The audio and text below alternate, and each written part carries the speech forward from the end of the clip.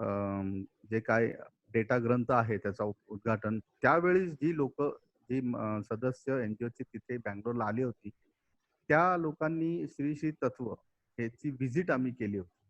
आणि त्या व्हिजिटमध्ये आम्ही पाहिलं की अत्यंत सुंदर उपक्रम, अत्यंत सुंदर आणि नीटनेटका, हायजीन आणि सगळे हायली क्वालिफाईड टीम तिथे काम करते आहे.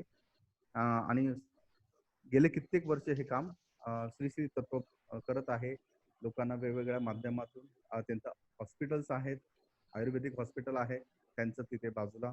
आणि अशा सगळ्या व्हिजिटमध्ये आम्हाला हे पाहिलं की आयुर्वेदाचं महत्व आणि आयुर्वेदाची प्रोसेस किती आहे, किती हायजीन आहे. म्हणजे एका सेशन नंतर आम्हालाही त्यांनी आत जाऊन दिलं नाही बिकॉज ऑफ हायजीन, की ते बोलले की ह्याच्या पुढे तुम्हाला एंट्री नाही मिळणार. इतकं ते सांभाळून काम करत आहेत त्या औषधासाठी. तर त्याचे सर्व जे बघतात जनरल मॅनेजर सर्व श्री आर बेलारी हे आज आपल्यात उपस्थित आहेत. आणि ते आज आपल्याला आयुर्वेद आणि आयुर्वेदापासून करोनाचा आणि बाकी सगळ्या जे इम्युन सिस्टम म्हणतो किंवा बाकीच्या गोष्टी आहेत त्याच्यासाठी कसा ह्याचा फायदा होणार आहे आणि कुठली औषधं कुठली तत्वामध्ये आहेत किंवा घेतली पाहिजेत त्याबद्दल आपल्याला ते मार्गदर्शन करणार आहे. त्याचबरोबर डॉक्टर श्री नितीन बोरा हे माझे तसं तर आमचे परिचय, आमचे फॅमिली मेंबर, माझे डॉक्टर्स आहेत. ते माझे, मी त्यांना गुरु म्हणतो त्यांच्या समाजसेवेच्या कामामध्ये. त्यांची खासियत पटकन एक 2 मिनिटात सांगतो की पद्मावती भाग म्हणून एक पुण्यामध्ये भाग आहे, तिथे सॉर्ट ऑफ स्लम आहे. आणि ह्या स्लम मध्ये ते काम करतात स्पेशली. म्हणजे पुण्यामध्ये असे अनेक वेळा मी त्यांना विचारलं की सर तुम्ही भरपूर ठिकाणी छान छान एरियामध्ये जाऊन काम करू शकता, तर तुम्ही स्लम मध्ये का काम करता. तर तेव्हा त्यांनी फार छान उत्तर दिलं होतं मला की जेव्हा मी एज्युकेटेड लोकांसाठी काम करतो ना, ते एज्युकेटेड लोक पुस्तकं किंवा गुगल वाचून माझ्याकडे येतात आणि मला सांगतात की काय मला आजार होतोय आणि काय मला औषध द्यायला पाहिजे. तेच जेव्हा स्लम मध्ये ते काम करतात तिथं 100% ट्रस्ट ही लोक डॉक्टरांकडे ठेवतात आणि बरी होतात. आणि हीच गोष्ट आहे की प्रत्येक माणसाला की विश्वास हा फार मोलाचा आणि महत्वाचा असतो. त्याचबरोबर त्यांचं अजून एक मला फार छान वाटलं की त्यांचं क्लिनिकचं टायमिंग जर तुम्ही बघितलं तर दुपारी 2 ते 7 आणि संध्याकाळी साधारण 9 ते मग अनलिमिटेड 2, 3, 4 फाटेचे किती वाजतील ते. तेव्हाही मी त्यांना विचारलं की डॉक्टर असं ऑड टायमिंग का.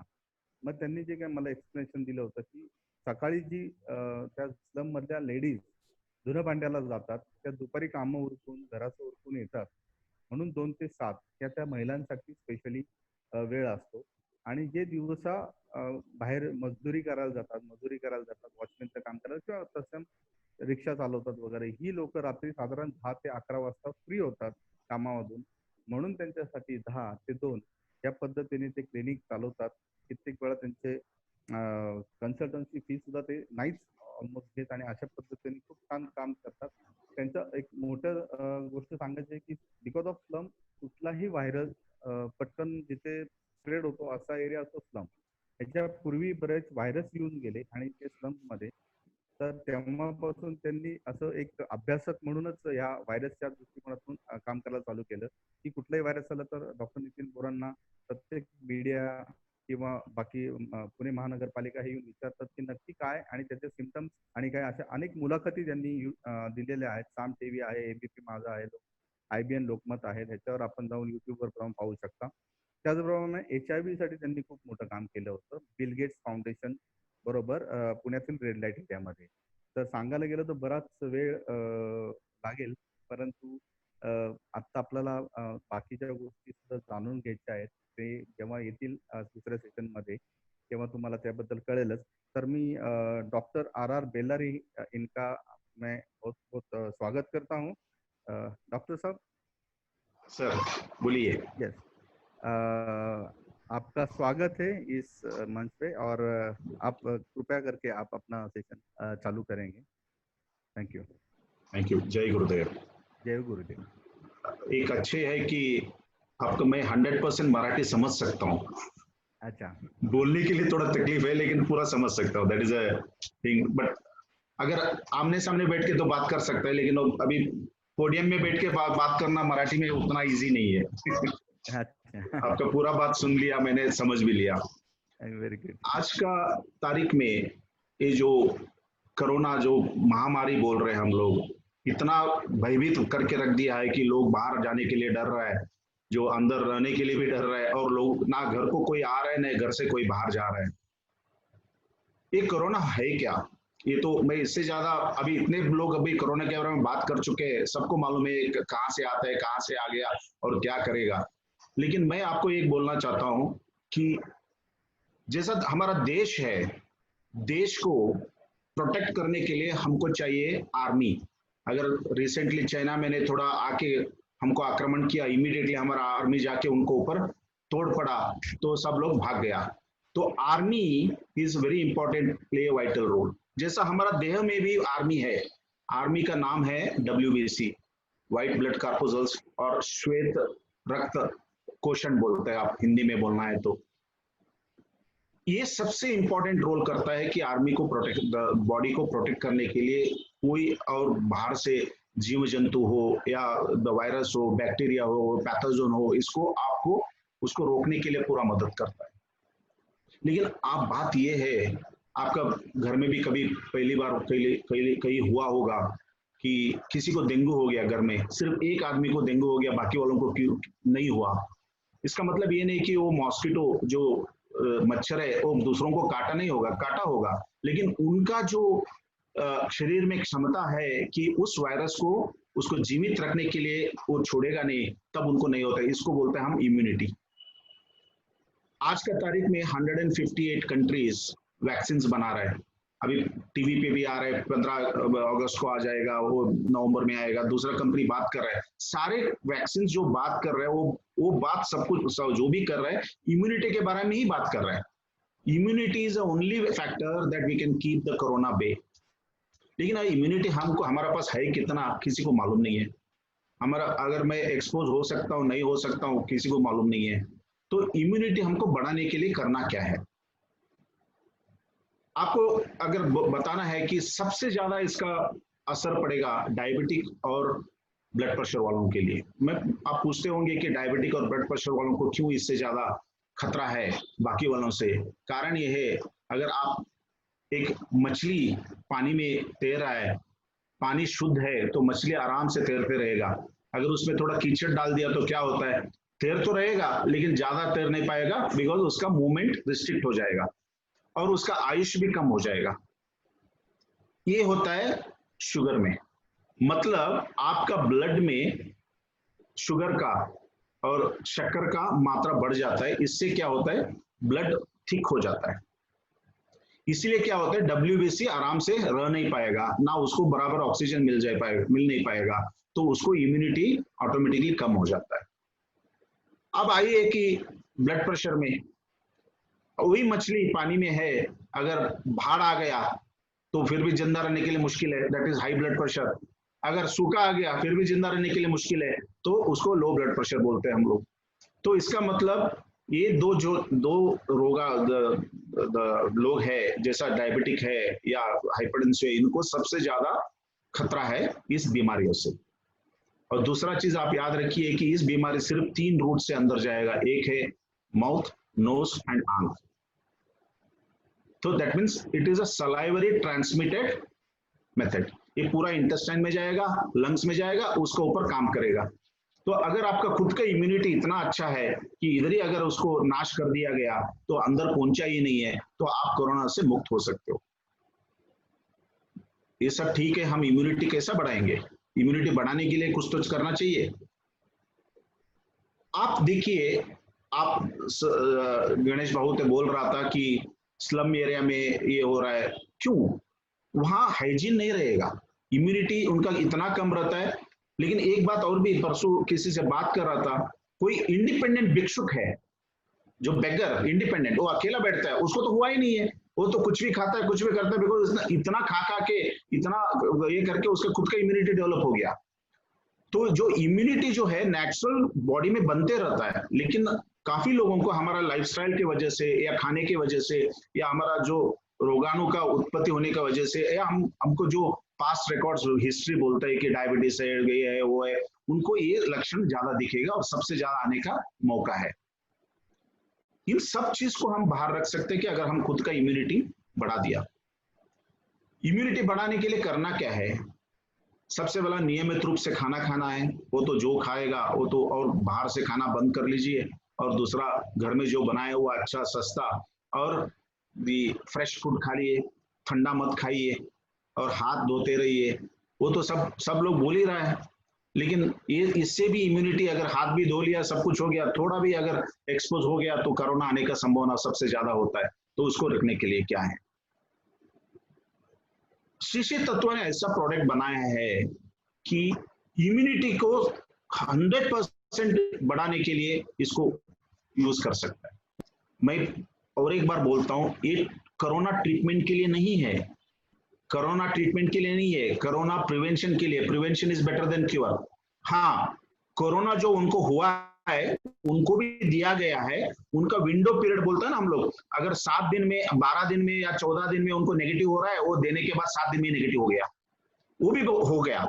लेकिन it, I cannot claim that इसको कोरोना ट्रीटमेंट के लिए इसको यूज करिए, लेकिन कोरोना ट्रीटमेंट भी यूज कर चुका है एज ए कंकमिटेंट। आईसीएमआर का रूल है, इतना सब मेडिसिन देना है, उसके साथ ये भी दिया गया। जिस पेशेंट्स को हमने ये जो शीशी तत्व का प्रोडक्ट दिया गया, उनको इतना अच्छा हुआ कि मैं खुद देखता हूं कि पेशेंट्स को अगर देखता हूं, वो बोलता है कि आप भगवान जैसे आ गया, कि मेरा हस्बैंड को नहीं दिया गया, वो 12 दिन 14 दिन हॉस्पिटल में पड़ा गया, मैं 7 दिन में चला गया। तो विंडो पीरियड कम हो गया। आज का तारीख में अच्छा हम बोल रहे हैं, लेकिन आपके पास क्या आधार है बोलने के लिए? Bengaluru medical college research centre पे हमने 100 पेशेंट, कोरोना पेशेंट्स को यूज किया, और 100 पेशेंट हमको हाई रिस्क पेशेंट, वो तो सोशल वर्कर्स जो वहां का नर्सेस है, डॉक्टर्स है, 14 दिन ट्रीटमेंट करने के बाद उनको 7 दिन क्वारंटाइन पे चले जाते, उनको भी दिया गया। उनको भी टेस्ट पहले दिन उनका ब्लड लिया गया, 7वां दिन लिया गया, फिर 14 दिन लिया गया, उनका क्या इम्यूनिटी लेवल इंप्रूव हुआ वो भी मेजर किया गया, उसके भी हमारा पास आधार है। इसके अलावा श्री श्री आयुर्वेदा मेडिकल कॉलेज में ट्रायल चल रहा है, आपका नाम सुना होगा कि, और एक ट्रायल चल रहा है कि नारायण हृदयालय में, और एक ट्रायल चल रहा है एम्स में, ट्रायल चल रहा है मेदांता इसमें ये जो ट्रायल्स है कि रीएस्टेब्लिशिंग, हम तो एकदम कॉन्फिडेंट है ये प्रोडक्ट काम करेगा। लेकिन आज के तारीख में लोग पूछते हैं इसका साइंस क्या है, इसका बैकग्राउंड क्या है, इसका प्रूफ क्या है? वो प्रूफ के लिए हम कर रहे हैं। अगर आपको देखना चाहते हैं तो ठीक है सर, ये सब तो ठीक है, लेकिन होगा कैसा? शीशी तत्व का सबसे पहला नाम है हमारा शुद्धता का नाम। सबसे ज्यादा शुद्धता हम करते हैं। State of art manufacturing facility, जैसा ये हमारा मैन्युफैक्चरिंग फैसिलिटी है, बहुत काफी कम कंपनी वालों के पास है। अभी इतना आयुर्वेदिक कंपनीज है जो काफी लोग छोटे पैना पे बनवाता है, लेकिन हमारा 3 फैक्ट्री है, एक बेंगलुरु में है, एक हैदराबाद में है, एक कोतवार में है, कोतवार इज इन उत्तराखंड, वहां है। 3 फैक्ट्री है, तीनों highest qualified end certified company है। क्वालिटी सबसे ज्यादा है, आयुष प्रीमियम मार्क है। आयुष प्रीमियम मार्क मतलब WHO GMP का लेवल पे होता है। काफी कंपनी वालों ने एक प्रोडक्ट को आयुष प्रीमियम लिया गया, लेकिन हम तो पूरा कंपनी को लिया गया। इसका मतलब क्वालिटी का मतलब क्या है इसमें समझ में आता है। जो मैन्युफैक्चर होता है वो लोग कंपल्सरली 45 मिनट्स का मेडिटेशन करके ही करेगा, वो भी हमारा खासियत है। इंटरनेशनल US FDA सर्टिफिकेशन भी हमारा पास है। तो ये हम बोलना चाहते हैं कि क्वालिटी और प्योरिटी में हम कभी कॉम्प्रोमाइज करते ही नहीं है। अब आइए मुद्दे पे, इम्यूनिटी का मतलब क्या है? एक कॉम्प्रोमाइज इम्यूनिटी मतलब जिसका क्षमता कम होता है, उनको सारे बीमारी आने का संभावना होता है। अब उसको प्रिवेंट करने के लिए करना क्या है और कैसा करना है? अगर आपने देखा है, स्ट्रॉन्गर इम्यूनिटी मतलब इंक्रीज एंटीऑक्सीडेंट प्रॉपर्टी। तो जो पेयर्ड ऑक्सीडेंट होता है, अगर वो अनपेयर हो जाता है तो उसको डैमेज करने लगता है। जैसा कैंसर में होता है, कैंसर में क्या होता है, मियोसिस मिटोसिस बढ़ते जाएगा और एक इतना बढ़ जाता है कि उसको कैंसर में कन्वर्ट कर लेता है। तो ये सब अगर एंटीऑक्सीडेंट आपके पास इम्यूनिटी है तो ये सब होने का संभावना कम होता है। बैक्टीरिया, वायरस, फंगल, पैरासाइट्स के साथ लड़ने का क्षमता रखता है। आप बोलते हैं कि ये जीवाणु एंड अगर विषाणु, ये सब इसको आपको प्रिवेंट करने के लिए इसका सबसे ज्यादा इसका काम होता है। बॉडी का जो बाहर से जो जो रोगाणु आता है उसके साथ लड़के उसको मरवाने का काम होता है, कि बाहर से जो आने का उसको रोकवाने का काम भी यही करता है। इम्यूनिटी अगर रहा तो वही करता है। ये अगर बाहर से कोई रोगाणु अंदर आया नहीं है, अंदर ही सबसे सस्त है, तो ओवरऑल बॉडी मेंटेनेंस अपने आप हो ही जाता है। अगर आपको देखना है कि हम 7-8 प्रोडक्ट इधर दिखा रहे हैं, लेकिन इस प्रोडक्ट का मतलब क्या है, इसको इतना सब लेना है, इतना लेने से क्या मिलने वाला है मुझे, और ये क्यों लेना है, ये भी तो सबका दिमाग में आ ही जाता है। अभी ये नहीं है कि हमको सेल करने के लिए आया चलो सब कुछ ले लो, लेकिन किसका मतलब क्या है, इसका जरूरत क्या है, वो भी तो देखना चाहिए। शक्ति ड्रॉप ग्लो के एक प्रोडक्ट है, इस 100% ऑर्गेनिक 8 हर्ब से बनाया हुआ है। एक पोटेंट हर्ब है, और ये ड्रॉप्स, शक्ति ड्रॉप्स, इसको नाम गुरुदेव ने खुद दिया है, शक्ति ड्रॉप्स। 8 valuable herb. अगर ये करता क्या है, इसमें ब्रह्मी है, शतावरी है, अश्वगंधा है, एस्टी मधु है, भृंगराजो है, शंखपुष्पी, आंवला है, अमृत है। लेकिन ये सारे 8 हर्ब से अलग अलग का काम होता है। एक बॉडी को निरिश करता है, एक हार्मोनल बैलेंस करता है, एक इम्यूनिटी बिल्डिंग करता है, एक त्रिदोष बैलेंस करता है। आपका आयुर्वेद में देखता है तो वात पित्त कफ से बैलेंस होता है, उसको बैलेंस करता है। डाइजेशन इंप्रूव करता है, लीवर को एक्टिवेट करता है। लीवर का मतलब ये है कि लीवर में सबसे ज्यादा एंटीऑक्सीडेंट, मतलब जो टॉक्सिन से उसको नलिफाई करता है, उसको एक्टिवेट करता है। मेमोरी इंप्रूव करता है, अच्छे से नींद आने का ये होता है, एंड एंटी एजिंग प्रॉपर्टी भी होता है इसका, रिज्यूनेटर होता है। ये शक्ति ड्रॉप्स ओवरऑल प्रोटेक्शन के लिए ये काम होता है। सबसे सिंपल है, 5 to 6 ड्रॉप्स आपको 100 ml या 50 ml पानी में भी डाल सकते हैं, आप पानी पी लेना बस। ये कलरलेस है, ओडरलेस है और टेस्टलेस है, लेकिन सबसे ज्यादा काम है, वेरी पावरफुल है। तो ये यूज वेरी फ्रेंडली डोसेज है। आप अगर बच्चे स्कूल जा रहे हैं, अभी तो स्कूल बंद है, बात अलग है, अगर बच्चे स्कूल जा रहे हैं, बच्चे का वाटर बॉटल में भी 3-5-6 ड्रॉप कर दिया तो पूरा दिन भर पीते रहेगा, कोई प्रॉब्लम नहीं है इसको। तो सेल्फ इम्यूनिटी डेवलप होता है। इस प्रोडक्ट का सबसे ज्यादा होता है कि अगर 6 महीने से ज्यादा भी बच्चे हैं उसको भी 2 ड्रॉप दे सकते हैं, ज्यादा नहीं देने का, 2 ड्रॉप। तो अगर घर में किसी को कोरोना हो चुका है और बच्चे भी है, बाकी वालों को कुछ नहीं हुआ लेकिन क्वारंटाइन में है, उनको सेल्फ प्रोटेक्शन करने के लिए 2 ड्रॉप उसको, जो 6 महीने से ऊपर है, 2 साल से नीचे है, आप आराम से उसको आप दे सकते हैं। अगर आप इसको 10 ml बॉटल में आता है, तो इसका रेट वगैरह बाद में बताऊंगा, रेट के बारे में बात नहीं करेंगे अभी। अमृत है, आपको गिलोय बोलता है इसको, या गुडुची बोलता है, ओके। और इसका क्या है, इम्यूनिटी बूस्ट करता है। आयुष गवर्नमेंट ने आजकल बात कर रहा था, तभी भी बताया गया है कि अमृत ले लीजिए, और इफेक्टिव रिज्यूनेटिंग एजेंट है, टॉक्सिन्स और पैथोजन को डिस्ट्रॉय करता है, और वायरसेस को इन्फेक्शन से बचाता है। अमृत सुबह और शाम को लेना है। और अमृत तो काफी, आई थिंक अभी मेरे ख्याल से करीबन 50 और 100 कंपनी का अमृत घनावटी है, वो आते जा रहा है। अगर उसमें हमारा क्या मतलब है, मैं थोड़ा देर में बताता हूँ। दूसरा है टर्मरिक प्लस। आपने कभी सुनाया होगा, गुरुदेव ने भी बताया कि आप घर से टर्मरिक खा लिया करो, शुद्ध टर्मरिक। अगर हमको हल्दी मिल रहा है तो बहुत अच्छा है। हाँ, महाराष्ट्र में तो शुद्ध हल्दी मिलता है, मुझे मालूम है, शुद्ध हल्दी मिल रहा है। तो लेकिन हल्दी आपको सबको मालूम होगा, हम बच्चे थे, अभी कहीं हमको घाव हो गया तो माँ क्या करती थी या नानी क्या करती थी, उसके ऊपर हल्दी डाल देता था, इमीडिएट ब्लड क्लॉट होता जाता था। एंटी इंफ्लेमेटरी है, एंटी इन्फेक्टिव है, एंटी बैक्टीरियल, एंटी माइक्रोबियल, ये सब हल्दी में गुण है। लेकिन हल्दी अपने आप उतना बॉडी में ऑब्जर्व नहीं होता है। हम खाने पे यूज करते हैं, अगर रसम बनाता है, सांबर बनाता है, जो भी बनाते हैं घर में, हल्दी तो रहता ही है इंडियन इस पे। लेकिन आपको ऐसा होता है कि ये हल्दी के साथ साथ काली मिर्च डाल दिया, थोड़े से काली मिर्च डाल दिया तो उसका अब्जॉर्प्शन 2000 दुगुना बढ़ाता है, 2000 दुगुना। आप समझिए कि टर्मरिक के साथ थोड़ा काली मिर्च घर में भी डाल दिया तो आप खा लिया तो इसको दोगुना। इसका एडवांटेज क्या है? एक पावरफुल एंटीऑक्सीडेंट है, एंटी माइक्रोबियल, और ब्लड को प्यूरिफाई करता है, ब्लड को कंप्लीट प्यूरिफाई करता है। इसका मतलब जो ऑक्सीजन मात्रा ब्लड में बढ़ाता है, और जो WBC में बात कर रहा था, श्वेत रक्त कण का बात कर रहा था, उसको एक्टिवेट करता है, उसको हरदम एक्टिवेशन पे रखता है।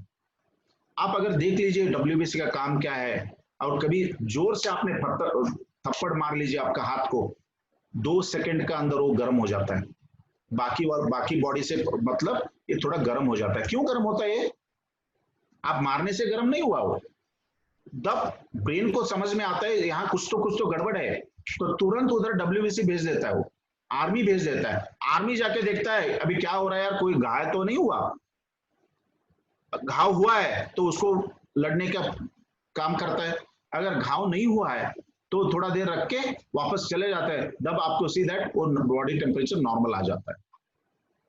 ये एक्टिवेशन जो सेल होता है ना, ये बॉडी में जो एक्टिवेट करने के लिए ब्रेन, और ये जो साइट ऑफ इंफेक्शन या हम जो जहाँ दर्द हुआ है, इसका एक्टिवेशन का जो टाइमिंग लगता है कि फ्रैक्शन ऑफ सेकंड में होता है, इट्स कॉल्ड लाइट स्पीड पे होता है।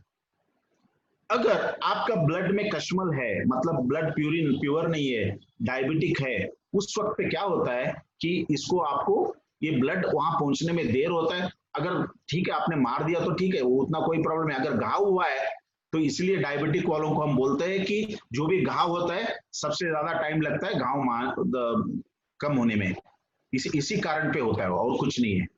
तो ये क्या करता है, ब्लड प्यूरिफाई करता है। हरिद्रा जो कॉमन नेम 450 मिलीग्राम से, और मरीचा दैट इज पेपर जो है 50 मिलीग्राम है। इसका करने का काम क्या है? कंटिन्यूटिव फंक्शंस, तो बॉडी में जो ओवरऑल फंक्शंस होते हैं उसको इंप्रूव करता है, मसल जॉइंट मसल्स को हेल्दी करता है। आपका अगर कोरोना का साइड इफेक्ट्स आप देखते हो, आप बोलते हैं क्या, हेडेक, खांसी, जुकाम, आंख में पानी आना, जॉइंट पेन्स, ये तो है। ये सब आने से आप डॉक्टर के पास, और फीवर, डॉक्टर के पास पहुंच जाओ बोलता है। तो अगर आप देख लिया तो ये सब सारे इसमें देख लेता है। Supports the joint muscle system, detoxification करता है, बॉडी में एंटी इंफ्लेमेटरी काम करता है, कार्डियोवैस्कुलर फंक्शन को इंप्रूव करता है, और मूड बैलेंस करता है, एंड रेडिएंट स्किन, मतलब स्किन पे रेडिएशन, तो उसको टोनिंग लेके आता है। वो नेचुरल वेट लॉस भी है।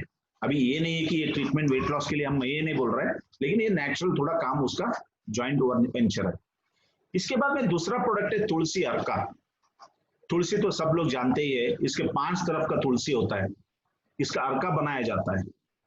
अब ये सब बोल रहे सर ये तो हम ऐसे ही लेके खा सकते हैं, तुलसी तो घर में मिलता है, हम हर दिन 10 खा लेंगे, 15 खा लेंगे, ये भी हो सकता है, या घर में हल्दी है वो भी खा लेंगे, वो भी हो सकता है। लेकिन आप एक समझ लीजिए, अगर आपका सबका घर में तुलसी तो होगा, मैं बोलूंगा 10 ग्राम आप तुलसी लेके आ जाइए। अगर आप 10 ग्राम तुलसी लेके आ गया, सबका घर में 10 ग्राम तुलसी लेके आएंगे, अभी हम वेट पे आ गया, वेट 10 ग्राम कॉमन हो गया सब में, सब इधर रख देंगे, तो आप गारंटी दे सकते हैं सारे 10 ग्राम में उतना ही मेडिसिनल वैल्यू है? बोल नहीं सकते। कारण ये है, किसी के घर में पानी ज्यादा है, मिट्टी का है, या धूप मिल रहा है, धूप नहीं मिल रहा है, घर में रखा है, बाहर रखा है, काफी चीज उसमें हो जाता है, वो मिट्टी का गुण का भी फल पड़ता है। जब ये जो फार्मास्यूटिकल कंपनीज बनाते हैं उसको अल्कलाइड निकाल के मेजर करता है, हमको अगर 10 ग्राम का मेडिसिनल वैल्यू लेना है, हो सकता है केजी भी ले सकता है, या 100 ग्राम भी ले सकता है, या 50 ग्राम भी ले सकता है। हम वेट बाय वेट नहीं जाते, वॉल्यूम बाय वेट जाते हैं, मतलब volume is equivalent to the medicinal value and the volume irrespective of the weight we measure it. That's how the tulsi arka is a very potent microbial antioxidant property. ये सबसे ज्यादा respiratory काम पे आता है, जो गले में खसखस होता है, जो आपको थोड़ा अनईजीनेस होता है, और खांसी आ रहा है लेकिन पूरा बाहर नहीं आ रहा है, ऐसा होते रहता है, ये सब ये रेस्पिरेटरी सिस्टम को पूरा प्यूरिफाई करता है। इसको बोलते हैं respiratory protective ingredient. Anti microbial है ही है, आपको तुलसी का तो पहले से बोला गया, एंटी माइक्रोबियल है, एंटीऑक्सीडेंट है, रेस्पिरेटरी सपोर्ट करता है, कोरोना में सबसे ज्यादा इफेक्ट होता है रेस्पिरेशन में, रेस्पिरेटरी इफेक्ट को एक कंप्लीट कंट्रोल पे लेके आता है। तो इसलिए तुलसी अर्क का ये भी पानी का माफिक है, वाटर रिसोर्स है, जैसे शक्ति ड्रॉप बोला गया इधर ही है। इसको भी 5 से 10 ड्रॉप पानी में डाल के, अगर शक्ति ड्रॉप और तुलसी अर्क दोनों साथ में भी खा के पी सकते हैं, कोई प्रॉब्लम नहीं है। 100 ml 50 ml टू 150 ml पानी जैसा आप पी सकते हैं, लेकिन सबसे ज्यादा याद रखिए कि पानी ज्यादा पिए, पानी पीने का जरूरत सबसे ज्यादा होता है, पर्टिकुलरली व्हेन यू टेक। ये सारे मेडिसिन जो होता है ये पानी ऑब्जर्व कर देता है इंटेस्टाइन में, जितना आप पानी पिएगा उतना अच्छा इसका असर बहुत अच्छा मिलेगा। तुलसी अर्क का करता क्या है, अभी बात आ रहा था, कफ है, कोल्ड है, सोर थ्रोट है, ब्रोंकाइटिस है, ब्रोंकाइल अस्थमा है, मलेरिया में भी इसको यूज करता है। तो this is very potent drug in this type of patients. Routine ले सकता है घर में, ऐसा नहीं कि कोरोना है चलो ले लेंगे, ऐसा नहीं, हर दिन ले सकता है, पूरा लाइफ लॉन्ग ले सकता है इसको। घर में तुलसी अर्क या शक्ति ड्रॉप, ये दो जो चीज है कि पूरा लाइफ लॉन्ग ले सकते हैं, because it keeps the infections बे अवे। आप उसके बाद में आते हैं अश्वगंधा, ये सबसे ज्यादा बात करने वाला प्रोडक्ट है अभी आज का तारीख में। अमृत के बाद अगर दूसरा प्रोडक्ट कोई रिसर्च हुआ है या साइंस सपोर्ट कर रहा है वो है अश्वगंधा। ये पूरा डिफेंस मैकेनिज्म जो बॉडी में है उसको पूरा एक्टिवेट करता है, पूरा एक्टिवेट करता है, that is improves the body defence. ऐसा नहीं कि सिर्फ एक ही जगह पे करेगा, पूरा बॉडी का डिफेंस मैकेनिज्म करेगा। और ये मास सेल बोलता है, जैसा जो ये जो इंस्टिगेशन मिलता है, ब्रेन इधर बोलता है अरे इधर चला गया, उसका स्पीड बढ़ाता है। एंटीऑक्सीडेंट तो है, most of the Ayurvedic products are antioxidants. और जो पैथोजन जो आता है उसको इमीडिएटली अडॉप्टोजेनिक, मतलब उसको मूल कारण चेंज कर देता है, पावरफुल अडॉप्टोजन, तो इमीडिएटली उसको नष्ट कर लेता है। Ashwagandha play very vital role, in fact it has a better role, it improves the immunity, boosts the muscle mass strength, helps increase the endurance of the stamina and helps to combat anxiety and stress. Ashwagandha आपको stress end anxiety भी कम करता है। अश्वगंधा का ऐसा है कि blood तो purify कर ही लेता है, उसके साथ एंजाइटी और स्ट्रेस भी कम कर लेता है, इम्यूनिटी बढ़ाता है। ये लॉन्ग रन पे बात नहीं कर रहा हूं मैं, ऐसा नहीं कि उसका पूरा साल भर ले लो, लेकिन इसको आप कम से कम जिस अभी दौर में हम गुजर रहे हैं, कम से कम 3 महीना इसको लिया तो सबसे अच्छा है। जब इसको कम हो जाते हैं तो इसको बंद कर सकते हैं, ऐसा नहीं कि इसको लाइफ लॉन्ग लेना। लेकिन शक्ति ड्रॉप है, तुलसी अर्क है, वो तो लाइफ लॉन्ग भी ले सकता है, कोई प्रॉब्लम नहीं है। अमृत भी ले सकता है एज ए एंटीऑक्सीडेंट, रात को एक टैबलेट कभी भी ले सकता है, जो डायबिटीज है, जो हाइपरटेंशन है वो ले सकता है। सबसे बड़ा और एक प्रोडक्ट मैं आज अभी बात करना चाहता हूँ, इसका नाम है कबसुर कुडेनेर। ये आयुर्वेद का प्रोडक्ट है ही नहीं है, ये सिद्धा का है। सिद्धा is one of the Ayush का अंदर ही आता है, सिद्धा है, होम्योपैथी है, जैसा एक्यूपंक्चर है, ये सब आयुष का अंदर आता है। ये प्रोडक्ट है तमिलनाडु से आया हुआ है, इसको सिद्धा से सिद्धा आयुर्वेदिक से आया हुआ है। इसमें 15 हर्ब ऐसा लिया हुआ है, it is very powerful potent immunomodulator and antimicrobial. Respiratory broad spectrum, मतलब सबसे ज्यादा ब्रॉड स्पेक्ट्रम इसका एक्टिविटी पे काम आता है, सबसे ज्यादा ब्रॉड स्पेक्ट्रम एक्टिविटी है, anti bacterial, anti viral, anti दुश्मन। ये अभी इसका एक एग्जांपल दे सकता हूं कि एक पेशेंट जो है को ग्रेड 2 पे चला गया था विक्टोरिया हॉस्पिटल में। ग्रेड 1 मतलब एसिम्प्टोमेटिक आता है, ग्रेड 2 में माइल्ड सिम्प्टोमेटिक आता है, थोड़ा खांसी रहता है, थोड़ा कफ कोल्ड रहता है। तो उस पेशेंट को हम कबसुर कुडेनेर 2 टैबलेट 2 बार दिया, वो अगले दिन सुबह उसका खांसी गायब हो गया। और उसी एज का, उसी टाइप का पेशेंट, उसी ऑक्सीजन लेवल मेजर किया, दूसरा पेशेंट को हम नहीं दिया था, उसको 3 दिन तक कम नहीं हुआ। एक पेशेंट का बात नहीं कर रहा हूँ, हजारों पेशेंट हम कर चुके हैं। सबसे ज्यादा ऐसा नहीं कि सिर्फ इस वक्त पे आपको लेना है, कभी भी आपको एंटीबैक्टीरिया और एंटीमाइक्रोबियल रेस्पिरेटरी इन्फेक्शन के लिए सबसे ज्यादा काम होता है। एक कबसुर कुडेनेर यूजुअली इसको काढ़ा बना के पीता है। ये काढ़ा बना के हम टैबलेट बना दिया तो इसका मतलब ये रेडीमेड खा सकते हैं आप। इसमें 15 वेराइटीज ऑफ हर्ब्स है, हर्बी है, इसमें प्योर हर्बी है। ये करता क्या है, compounds multi herb efforts synergetic activity. ये 15 हर्ब के साथ 15 मिलके सबसे ज्यादा पावरफुल आर्मी बना देता है। वायरस को इमीडिएट तुरंत नाश कर लेता है। एंड इसको दोबारा बनाने नहीं देता है, इम्यून सिस्टम को बहुत अच्छी तरह से बढ़ाता है। इनिबिटरी इफेक्ट बोलते हैं हम लोग, जो वायरस जो अंदर आ जाता है उसका जो दो कचरा काम करने का काम होता है उसको इमीडिएटली इनिबिशन बंद कर देता है।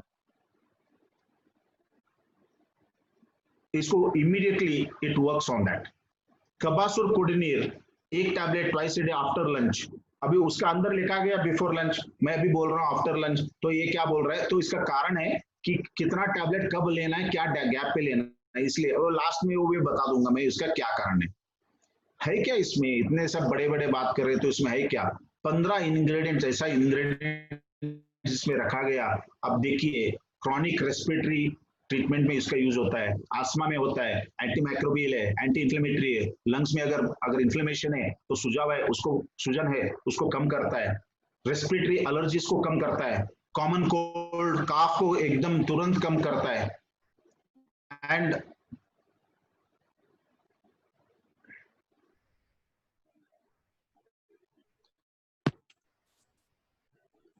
और ब्लड प्यूरिफाई करता है, टेम्परेचर होता है, जो ज्वर का बात कर रहे हैं उसको भी कम, एंटीपायरेटिक मतलब इसका ज्वर का लक्षण करता है, फीवर, फ्लेक्सिबिलिटी और आपको जो थकावट का महसूस होता है वो भी कम करता है। ये एंटीबायोटिक, ये सबसे ज्यादा बोलना है तो रेस्पिरेटरी इन्फेक्शन के लिए अगर आप बोल सकते हैं कॉम्बिनेशन ऑफ पैरासिटामोल विद एनी कॉमन कोल्ड मेडिसिन बोल सकते हैं आप, दोनों मिलके जो लेता है वो एक ही में काम कर लेता है। ये घर में कभी भी रख सकते हैं आप, कभी भी यूज कर सकते हैं, ऐसा नहीं कि 3 साल का एक्सपायरी है, ऐसा नहीं कि आज लिया तो आज ही खत्म करना है, तो आराम से ले सकते हैं, घर में भी रख सकते हैं इसको फीवर में बात कर रहे हैं, कॉमन रेस्पिरेटरी एलिमेंट्स में बात कर रहे हैं, ये सारे प्रोडक्ट इसलिए हम देखो नेजल कंजेशन, कफ, फीवर, कफ रिलेटेड इश्यूज है, इरिटेशन पे चल रहा है, आईज में पानी आ रहा है, इस पे ये सारे लक्षण कोरोना का ही लक्षण का बात हो रहा है इधर। 1 tablet twice a day as a prophylactic, ये प्रोफिलैक्टिक क्या है, हाई रिस्क क्या है, मैं थोड़ा बता दूंगा आपको।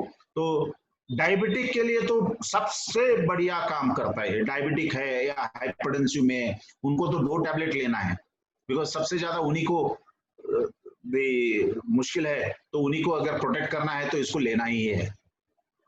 उसके बाद आता है कि अनुतेला, ये अनुतेला मतलब क्या है, या इधर तो मैं बता रहा हूँ कि खराटा बहुत ज्यादा मारता है, वो लोग लगा ले तो खराटा भी बंद हो जाएगा, काफी लोग होते हैं, मैं खुद खराटे मारता था, रात को एक नॉस्ट्रल में 2-2 ड्रॉप करके सोने लगा कि 1 हफ्ते में खराटा बंद हो गया।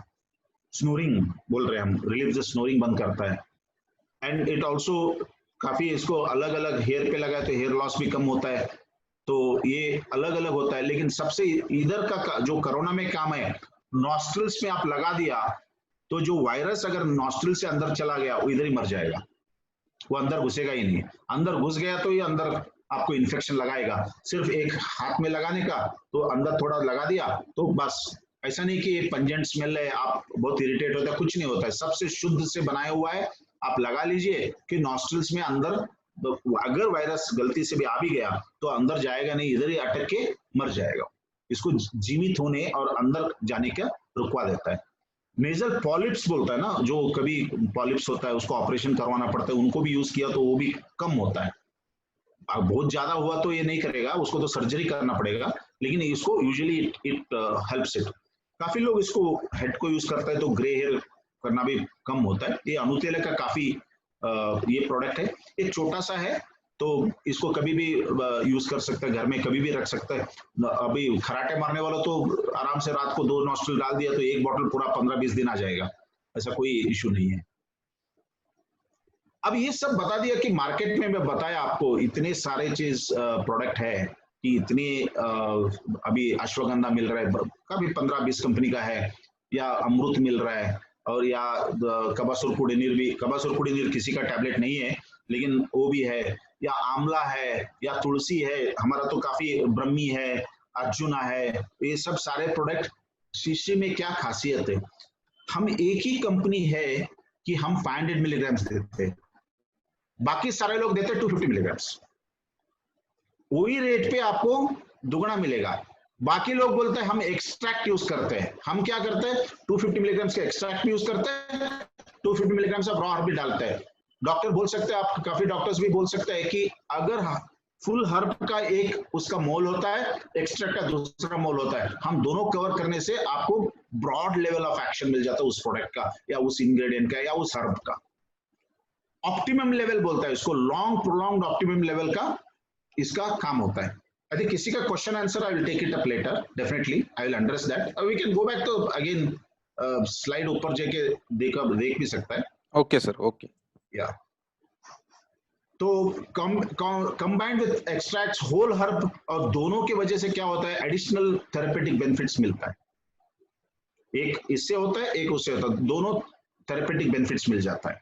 तो ये प्रोडक्ट्स जो है कि सिंगल हर्ब हमारा सिर्फ एक ही कंपनी है श्री श्री तत्वा की, 500 मिलीग्राम्स मिलता है। आपके सारे टैबलेट्स 60 टैबलेट्स के 130 रुपीज है।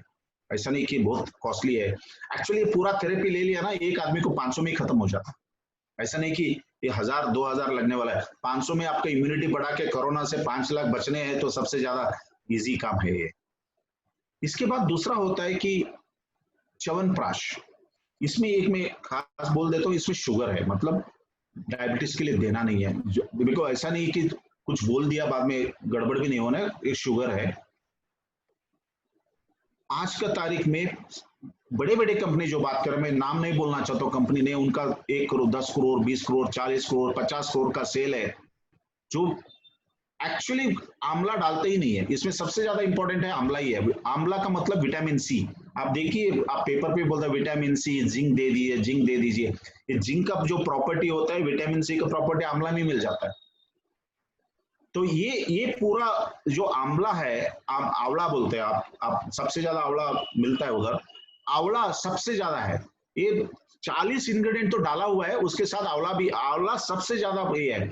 इसको आप खाने से, नियमित रूप से खाने से करता क्या है, हार्ट को भी हेल्दी करता है, प्रिवेंट्स इन्फेक्शंस करता है, एनर्जी इंक्रीज करता है, डाइजेशन इंप्रूव करता है, स्किन सेल्स को रिवाइटलाइज करता है, रेस्पिरेटरी पैसेज को क्लियर करता है, ब्लड प्रेशर को नॉर्मलाइज करता है, और न्यूरिशस म्यूकस मेम्ब्रेन जो इंटरनल टेस्ट बड्स को उसको इंप्रूव करता है, बॉडी को पूरा न्यूरिश करता है, स्ट्रेंथ स्टेमिना भी इंक्रीज करता है। तो टोटल ओजस बोलते हैं हम लोग, जो ऊर्जा बोलते हैं बॉडी में, उसको बढ़ाता है। इसको थोड़ा बहुत अगर यंग एज में खाता है तो रिप्रोडक्टिव सिस्टम में भी इसका थोड़ा काम है, बिकॉज इसका इंग्रेडिएंट ऐसा काम करता है, ओवरऑल प्रोटेक्शन पे काम करता है। So it's a benefits of chyawanprash. General vitality, सारे लोग, सिर्फ डायबिटीज से छोड़ के बाकी सब लोग इसको ले सकते हैं, बच्चों को भी दे सकते हैं, कोई इश्यूज नहीं है। कार्डियोवैस्कुलर, कार्डियोटॉनिक भी बोलते हैं हम लोग इसको। इसके बाद दूसरा बोलते हैं हर्बल टी, मधुकरी हर्बल टी हम बोलते हैं। चाय तो पीते हैं, अभी तो सब बोल रहा है कि आपको टी लेना है, टी कम करना है, हर्ब्स को लेना है। हर्बल टी एक है मधुकरी, कैफीन फ्री है एंड टेस्ट एकदम ग्रेट है। आप शुगर डाल सकते हैं, इसका अंदर तो शुगर नहीं है, आप शुगर डाल सकते हैं या जागरी डाल सकता है, कोई आप स्वीटनर डालना है तो भी डाल सकता है। लेमन जूस डाल के वो पिया तो बहुत बढ़िया लगता है आपको। दिन में 2 बार 3 बार पी लिया तो आप पर्टिकुलर गरम गरम पी लिया तो आपको इसका टेस्ट बहुत बढ़िया लगता है। ये डोसेज का बात कर रहा था, अभी देखो 3 लेवल पे बात किया मैंने। एक कोविड पॉजिटिव केस के लिए मैं अलग बात कर रहा हूँ, कोविड पॉजिटिव केस का, जो मतलब कोविड हो चुका है, उनको क्या देना है। और जो इसका मतलब ये नहीं कि जो आईसीएमआर ने, जो गवर्नमेंट ऑफ इंडिया ने जो प्रोटोकॉल बनाया उसको बंद करो, ये देना नहीं, ये नहीं बोल रहा हूं मैं। वो आपको करने नहीं देगा, किसी हॉस्पिटल में भी करने नहीं देगा, बिकॉज वो आईसीएमआर गाइडलाइंस क्लियरली दे चुका है। उसके साथ साथ आप भी दे सकते हैं ये टैबलेट, ये डोसेज है, और इसको आप दे सकते हैं कि अगर 14 दिन हॉस्पिटल रहने वाला ले लिया तो 7 दिन में वापस आ जाएगा, बिकॉज इसको रिकवरी पीरियड बहुत फास्ट बढ़ाता है। एंड सेकेंड लेवल पे है prophylactic high risk patient and senior citizen बात किया मैंने। प्रोफिलैक्टिक का मतलब क्या है, हाई रिस्क पेशेंट मतलब घर में किसी को हो चुका है, क्यों अगर बाकी वालों को हाई रिस्क में आ जाता है, या हेल्थ वर्कर्स है, या हम हॉस्पिटल में काम करने का डॉक्टर है, या अगर मेरा घर खुद अभी आज का तारीख में मेरा घर का खुद सील डाउन हुआ है, बिकॉज 2 घर पीछे बाहर ही एक कोविड आया हुआ है, सील डाउन है मेरा घर से, तो सील डाउन है। तो इस बार अगर हम तो अभी हाई रिस्क पे नहीं आया, लेकिन उनका एकदम तुरंत बाजू घर हाई रिस्क में आता है। और 2 सीनियर सिटीजन 65 ईयर्स के ऊपर है, उनका अपने आप उसका क्षमता कम हुआ होगा, उनको भी ये प्रॉब्लम सबसे ज्यादा होता है। डायबिटिक है और हाइपरटेंशन में पहले ही बताया गया था, उनको बोलता है, ये वो हाई रिस्क पेशेंट, उनका डोज होता है। और नीचे आइए कि प्रोफिलैक्टिक डोज है, कुछ प्रॉब्लम नहीं है, मैं घर में आराम में हूँ सर, मेरे को कोई चिंता नहीं है, मैं बाहर नहीं जा रहा हूँ, लेकिन मेरा इम्यूनिटी बढ़ाना चाहता हूँ, मैं बाहर भी गया तो मुझे नहीं आना चाहिए, उनके लिए ये डोज है।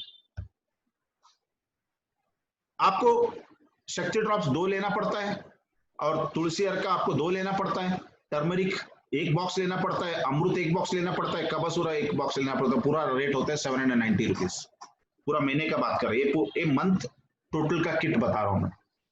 It keeps away. ये इस मामले में अभी कम से कम, अभी मुझे लग रहा है कि कम से कम 2-3 महीना और चलने वाला है, अभी किसी को मालूम नहीं है कितना दिन चलने वाला है, लेकिन अगर वैक्सीन आ भी गया, वो वैक्सीन भी वही बात कर रहे हैं कि इम्यूनिटी एनहांस करेगा, वैक्सीन आ भी गया, हम लोगों को पहुंचने तक और 1 साल लग जाएगा। ऐसा नहीं कि वैक्सीन आते पूरा हिंदुस्तान का आबादी को सबको एक ही दिन में मिल जाएगा, तो संभावना ही नहीं है। एक हमको पहुंचते पहुंचते कम से कम आपको लगेगा 1 साल या 1.5 साल भी लग सकता है। हाँ, हाई रिस्क पेशेंट से तो पहला नर्स और डॉक्टर्स को जाएगा, देन उसके बाद जाएगा मिलिट्री वालों को जाएगा, उसके बाद बचा तो नीचे आएगा, तब तक हम तक पहुंच जाएगा, 1 साल तो आराम से हो जाएगा, लेकिन 1 साल तक तो हमको झेल के रखना ही है। It can be taken for the long term also. अभी डोसेज आप कर सकते हैं कि ऐसा नहीं कि सर मैं टर्मरिक और पेपर में घर में यूज कर रहा हूँ, वो टैबलेट मैं नहीं लेना चाहता हूँ, ठीक है, कोई प्रॉब्लम नहीं है। अगर आप शुद्ध हल्दी घर में यूज कर रहे हैं पेपर के साथ, इसको ये बंद, ये टर्मरिक प्लस का बात कर रहे हैं, इसको निकाल दीजिए, ये पैसे का मामले नहीं है, आपको सेहत अच्छे करने का मामला है ये। This is very important for us. Thank you, stay healthy and stay strong. Now I am ready for the question. Thank you so much, sir. Thank you Yes. for this information. Sir कुछ बहुत सारी अच्छी information आपकी तरफ से milli है। मेरा खुद का ही एक सवाल है सर कि आयुर्वेद, अपना इतिहास आयुर्वेद है और हम आयुर्वेद में से ही आगे बढ़े हुए, लेकिन फिर भी अभी अगर अभी देखा जाए तो कोरोना पेशेंट के लिए अगर सपोर्टिव ट्रीटमेंट आयुर्वेदिक ये ले सकते हैं, ऐसा फ्रंट में आके बोलने वाले बहुत कम लोग हैं सर, तो आपका इस पे क्या मत है सर? देखो, एक है कि आपको शायद अगर लेना है तो मैं किसी का कंपनी का नाम नहीं बोलूंगा, इसने जाके एक प्रमोट कर दिया, वो बहुत बवाल बन गया, आपको भी मालूम होगा मैं किसके बारे में बात कर रहा हूँ। लेकिन बात ये है कि आपको आपका प्रोडक्ट का लिमिटेशन मालूम होना चाहिए। मैंने पहले ही बताया कि I am not telling this for the treatment of और क्योर फॉर कोरोना, बोला कि नहीं बोला? मैंने बोला कोरोना प्रिवेंट कर सकते हो आप, उसका कॉम्प्लिकेशन को कम कर सकते हो, उसको आने को रोकवा सकते हो, वो बोला मैंने। अगर आपने क्लेम कर रहे हैं कि it cures corona, then you deserve the Nobel prize, because पूरा दुनिया उसके लिए पैसा खर्चा कर रहा है कि कोरोना प्रिवेंट करने के लिए करना क्या है। अगर मैंने ओवर क्लेमिंग बोलता है उसको, किसी प्रोडक्ट को ओवर क्लेम करना नहीं चाहिए। जी सर। ये प्रोडक्ट मैं दावा के साथ बोल सकता हूं कि इतना टेस्ट हुआ है, इतना ब्लड रिपोर्ट हुआ है, इतना इसको अलग अलग लेवल पे मेजर किया गया, एक आदमी को करीबन 8,000 से 11,000 रुपए खर्चा करके लैब रिपोर्ट करवाया हम लोग। ये इसलिए करवाया कि कोई पूछा तो ये कैसा काम करेगा, सर ऐसा काम करेगा, दिखा सकता हूं मैं, बिकॉज आज एविडेंस बेस्ड मार्केटिंग है। अगर आप एविडेंस है, आपके पास साइंस है, डॉक्यूमेंट्स है, तो आपको सुनने के लिए लोग तैयार है। 5,000 सबसे बड़ा दुर्लभ आयुर्वेद में ये है कि इतने हमारे पास रिसर्च, इतने हमारे पास ग्रंथ है, इतना है, कोई उसको लिख के दावित नहीं किया गया। काफी 1 या 2 कंपनी अभी काम कर रहा है उसके ऊपर। ओके, सबसे बड़ा प्रोडक्ट्स है, आपको मैं गारंटी दे सकता हूं। आगे एक बोलता हूं कि महादेवपुरा एक कॉन्स्टिट्यूएंसी है, एक एमएलए ने हमारे पास आया था, ये अरविंद निम्बावली जी बोल के बेंगलुरु में, वो आया, सर मेरा कॉन्स्टिट्यूएंसी में मैं 50,000 लोगों को देना चाहता हूँ, किट दे दीजिए। तो बोला ठीक है, हम दे देंगे आपको। ठीक है, हमने 50,000 किट दे दिया। मैं बोला आपके पास तो 14 लाख का वोटर्स है, आप 50,000 देगा किसका? मैं उसको इतना अच्छा लगा मुझे, उस डॉक्टर लिम्बावली ने बताया कि हमने लिस्ट बना के रखा, जो ओल्ड एज है, जो डायबिटिक है, जो वो है हमारे पास से पहला, उनको तो हम प्रोटेक्ट करें। ओके। आदमी को हम बाद में देखेंगे, बिकॉज पूरा 14 लाख को दे नहीं पाएंगे, मेरे पास उतना पैसा नहीं है, कम से कम इनको तो प्रोटेक्ट करें। Correct sir. उसको प्रोटेक्ट करने के बाद बाकी वालों ने क्या किया, अपने आप लाके खरीद के लेके गया। और आज का तारीख में उस एरिया पे सिर्फ 17 कोरोना केसेस आया है। 70,000 बेंगलुरु में केसेस है, उसमें 17 केस उस एरिया से आया हुआ है। इससे ज्यादा स्टैटिस्टिक्स क्या बोल सकता है। और जो 17 है वो कोई हमारा मेडिसिन लिया नहीं है, वो भी हमने जाके देख के आ गया। Okay okay. अगर लिया है फिर आ गया तो हमको पूछना पड़ेगा कितने बार लिया भाई, because we have to be evidence based, conscious clear होना चाहिए। जब हम बेचते हैं किसी को बोलते हैं तो जितना कॉन्शियस क्लियर होता है उतना आपको विश्वास आता है।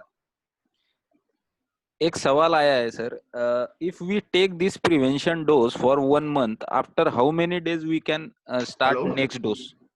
यस यस, एक सवाल आया हुआ है sir, if we take this prevention dose for 1 month, after how many days we can start next dose? Sir ये आपको ऐसा नहीं कि ये आप ले लिया तो 1 महीना छोड़ दिया फिर कितना दिन चलेगा। मैं तो बोलता हूँ अगर इस वक्त पे अगर 3 महीना भी लेना है तो 3 महीना कंटिन्यू ले लीजिए। जब इसका महामारी का जो तनाव है तो कम हो जाएगा, बंद कर लीजिए। अब कब, बिकॉज आप तो हम लोग, आप एनजीओ है, मैं भी डॉक्टर हूँ, बाहर जाते रहते, कितने भी हम प्रिकॉशन लेते हैं, हाथ धोते, कभी भी कुछ भी हो सकता है।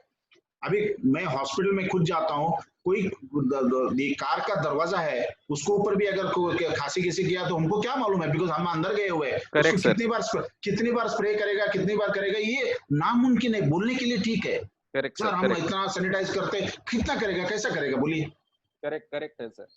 तो हमको अगर इंटरनली इम्यूनिटी बढ़ा दिया तो इतने से इन सब चीजों से डरने का जरूरत ही नहीं है ना। सर एलोपैथी भी एक दवाई है, आयुर्वेदिक भी एक दवाई है। आप आयुर्वेदिक का समर्थन करते हैं, बहुत सारे लोग भी आयुर्वेदिक का ही समर्थन कर रहे हैं, बहुत सारे लोग एलोपैथी का कर रहे हैं। मेन डिफरेंस अगर आपको कुछ बोलना रहे सिर्फ ये पेंडेमिक रिलेटेड, तो आपका इंडिविजुअल इस पे क्या एस्पेक्ट रहेगा एलोपैथी और आयुर्वेदिक में? देखो, जब कोरोना पॉजिटिव बोल के आपका रिपोर्ट आ गया, then you are under the control of government of India, not under the control of yourself. Okay. उस वक्त पे आईसीएमआर का जो रूल्स रेगुलेशन उनको बना के लगा, उसको तो आपको लागू करना ही पड़ेगा, और डॉक्टर नहीं करेगा तो डॉक्टर अंदर जाएगा। सच बात ये है, ठीक है। लेकिन जो भी आयुर्वेदिक डॉक्टर है, अभी एक नया बात बोल सकता हूँ कि लखनऊ का किंग जॉर्ज मेडिकल कॉलेज का सुपरिटेंडेंट का फोन आया था 4 दिन पहले। ओके। उसने बोलता मेरा पूरा हॉस्पिटल में मैं देना चाहता हूँ, स्टॉक कैसे मिलेगा? मैं बोला चिंता मत कर लीजिए, कर लेता हूँ। It's one of the big institution in Lucknow. तो अभी तो काफी हॉस्पिटल दोनों देने के लिए तैयार है, बिकॉज दोनों ड्रग इंटरेक्ट भी नहीं करेगा। अब मैं बता सकता हूँ कि आप डायबिटिक का मेडिसिन तो ले रहे हो, मैंने बोल दिया कि कबासुरा ले लो, ये ले लो, सब बोल दिया। सर मैं क्या डायबिटीज मेडिसिन बंद करना है? जरूरत नहीं है, वो उसको कंटिन्यू रखिए, ये अपना काम करेगा। वो ड्रग इंटरेक्शन आयुर्वेदिक वर्सेस एलोपैथी ड्रग इंटरेक्शन नहीं होता है। ओके। और काफी जगह पे एलोपैथी अच्छे है, काफी जगह पे आयुर्वेद भी अच्छे है। आयुर्वेदा सबसे अच्छे काफी जगह पे है, एलोपैथी से ज्यादा अच्छा है। दोनों प्लस माइनस है, हम कॉम्पीट नहीं करेंगे, हम दोनों एक तरफ से एक नजर पे देखेंगे इसका महत्व क्या है, इधर करना है। अगर कोई एक्सीडेंट हो गया, पांव टूट गया, आप आयुर्वेदिक के पास गए तो करेगा क्या? नहीं सर, बराबर। सीधा लेके जाना पड़ेगा, तो ऑर्थोपेडिक जाओ, सर्जरी करना पड़ेगा। Correct sir. लेकिन 500 साल पहले वो सर्जरी भी आयुर्वेद लोग करते थे, लेकिन उसके पास उसका टाइम अलग था, आज का टाइम अलग है। Yes sir. तो we have to understand what is the seriousness. We should not compete, no we should not compare, दोनों इक्वली है। बट आयुर्वेदिक के पास सबसे ज्यादा महत्वपूर्ण ऐसा मेडिसिन है कि हम एलोपैथी को इस बीमारी में टक्कर सीधे से सीधे दे सकते हैं। Okay sir. 2 सवाल है, ये दवाई प्रेगनेंसी में सेफ है क्या? This kit use during pregnancy? See Kabasura Kudineer pregnancy में यूज मत करिए। ओके। फर्स्ट ट्राइमेस्टर मतलब पहला 3 महीना। Okay sir. 3 महीने के बाद यूज कर सकते हैं, बाकी सब तो सेफ ही है, कोई प्रॉब्लम नहीं है, प्रेगनेंसी में सेफ है। बच्चों को अगर 6 महीने के ऊपर ले रहे हैं, 6 महीने से लेके अगर 1 साल तक या 2 साल तक ले रहे हो, सिर्फ शक्ति ड्रॉप्स और तुलसी अर्का दीजिए, बाकी कुछ मत दे दीजिए उनको। 2 साल के बाद आप एक टैबलेट दिन में दे सकते हैं, आप 2 या 3 साल के बाद एक टैबलेट दिन में दे सकते हैं। कपासुर और कोडिनर का जरूरत नहीं है उनको, सिर्फ आप अमृत दे दीजिए और तुलसी अर्क का और शक्ति ड्रॉप दे दीजिए, वो सबसे ज्यादा उनको प्रोटेक्ट। बिकॉज आपका आज का स्टडी भी आया हुआ है, बच्चों में बहुत कम हो रहे हैं। Yes sir, correct. बड़ों में, और जितने लोग मरे हैं 3.37% का जो मरने का लिस्ट है, उसमें 90% 65 ईयर्स के ऊपर ही है। Correct sir. तो 65 ईयर्स के ऊपर मतलब उसका खुद का क्षमता कम होने की वजह से ही होता है वो, नहीं तो नहीं होता है। Sir kidney failure patient related भी बोला हुआ है कि अगर कोई किडनी की बीमारी है तो उनके साथ ये दवाई। नो, किडनी अगर ट्रांसप्लांट किया हुआ है तो मैं सजेस्ट नहीं करता हूँ। ट्रांसप्लांट करते वक्त आपको इम्यूनोसप्रेसर दिया जाता है ऊपर मेडिसिन। किडनी ट्रांसप्लांट में इम्यूनोसप्रेसर दिया जाता है उनको। For those people they have to take additional care sitting at home, and may be Amrit एक ले सकते हैं, अमृत और टर्मरिक प्लस ले सकते हैं। बाकी कबासुर कुडिनीर अगर जरूरत पड़ा तो बहुत खासी ले सकते, see they can take it, ऐसा नहीं कि नहीं लेना है, लेकिन उनको इम्यूनोसप्रेसेंट पहले ही दिया हुआ है उनको। ओके। तो अब ये कॉन्ट्रैक्ट करेगा, ये बढ़ाने की कोशिश करेगा, वो दबाने की कोशिश करेगा। सर उनका ही सवाल है, उनका ट्रांसप्लांट नहीं हुआ है लेकिन किडनी फंक्शन लो है, तो ले सकते हैं। एक ग्लैमुलर फिल्ट्रेशन रेट पे कोई चेंज नहीं करता है। ओके। ग्लैमुलर फिल्ट्रेशन, किडनी में जो फिल्ट्रेशन होता है उस पे कोई इसका असर नहीं पड़ता है, आप ले सकते हो। जी सर। सर आपकी तरफ से और कुछ इंफॉर्मेशन आपके, अगर मेरा नंबर आप या व्हाट्सएप कर सकते हो, पूछ सकते हो, या ईमेल कर सकते हो, मैं तो आपका इस पे कभी भी मैं हाजिर हूँ।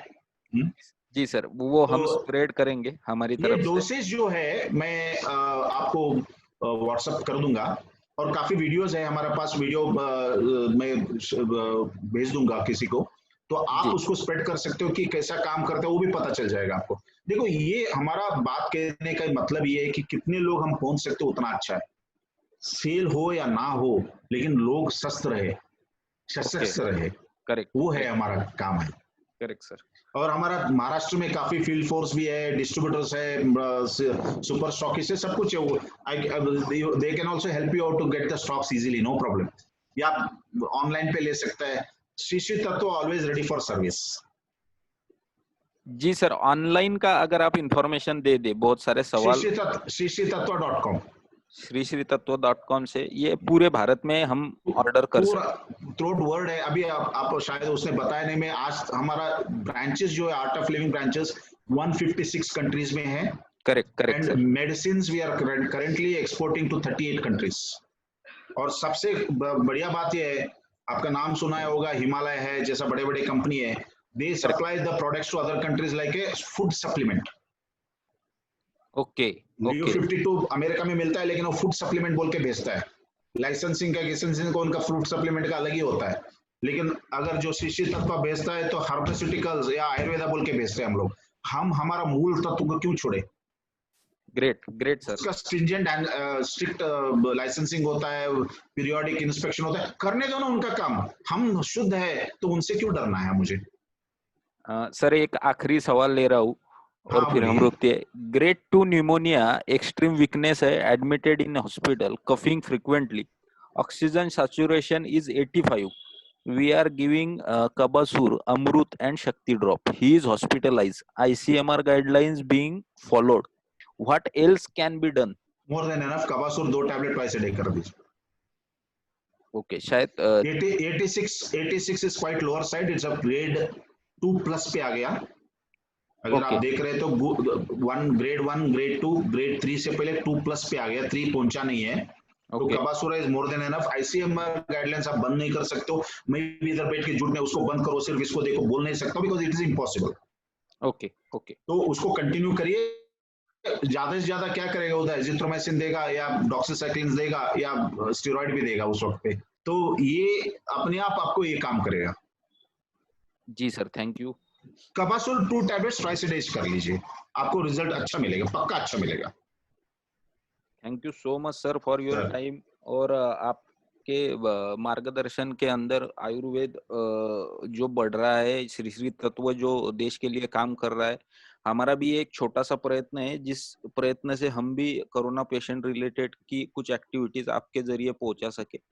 तो आपने दिया हुआ समय और आपका मार्गदर्शन काफी लाभदायक रहा हमारे लिए, और आप प्लीज हमें फिर से अगर जरूरत पड़े तो आपको टाइम जरूर टाइम हमारे लिए बेयर करना जरूर पड़ेगा। Please sir. जरूर सर, हम लोग इधर आपका सेवा के लिए है। हम ऐसा नहीं है कि सिर्फ आपको जो भी कोई, मेरा नंबर और ईमेल आईडी दोनों लिख रहा हूँ मैं इधर। Yes yes sir. ओके, आप व्हाट्सएप कर लीजिए। कभी कभी ऐसा हो सकता है, मैं आज संडे है तो बात अलग है, नहीं तो because I take care of production, government hospital, research, trial सब देखते रहता हूँ। अगर फोन नहीं उठाए तो चिंता नहीं करने का, व्हाट्सएप कर लीजिए, आपको रिप्लाई पक्का मिलेगा। Great sir, great. ऐसा कुछ नहीं है। हाँ? Thank you sir, thank you so या मच. मैं लिख रहा हूँ इधर. Yes sir. सगळ्यांनी नोट करून घ्यावा. सरांनी त्यांचा मेल आयडी आणि नंबर तिथे टाकताय. शक्यतो त्यांना व्हॉट्सअप करावं, म्हणजे त्यांच्या कामात अडथळा येणार नाही. तुमचे काही प्रॉब्लेम असतील तर नक्की त्यांना विचारा. ते नहीं, नक्की. अगर उसमें बहुत कॉम्प्लिकेशन मुझे लगता है कि मुझे ही फोन करना है, मैं आपको खुद फोन करके बात कर लूंगा. ओ ग्रेट सर. सर्विस ऐसा नहीं कि हम अवॉइड करेंगे. अगर उसमें कुछ लगता है कि व्हाट्सएप पे काम नहीं चलेगा, मुझे बात करना पड़ेगा, तो मैं कर लूंगा आपसे. ग्रेट कोई सर. कोई उसमें प्रॉब्लम नहीं है. हम will reach it out. Thank you so much sir. Thank you so much sir. Thank you doctor. Thanks all of you. अभी मेरा ईमेल आईडी और मोबाइल नंबर दोनों लिखा है मैंने. जी sir. Thank you so much sir. Thanks. आपण आता आपल्या कार्यक्रमाच्या पुढच्या भागाकडे जातो आहे आणि डॉक्टर बोरा सर आपल्या सोबत आहेत.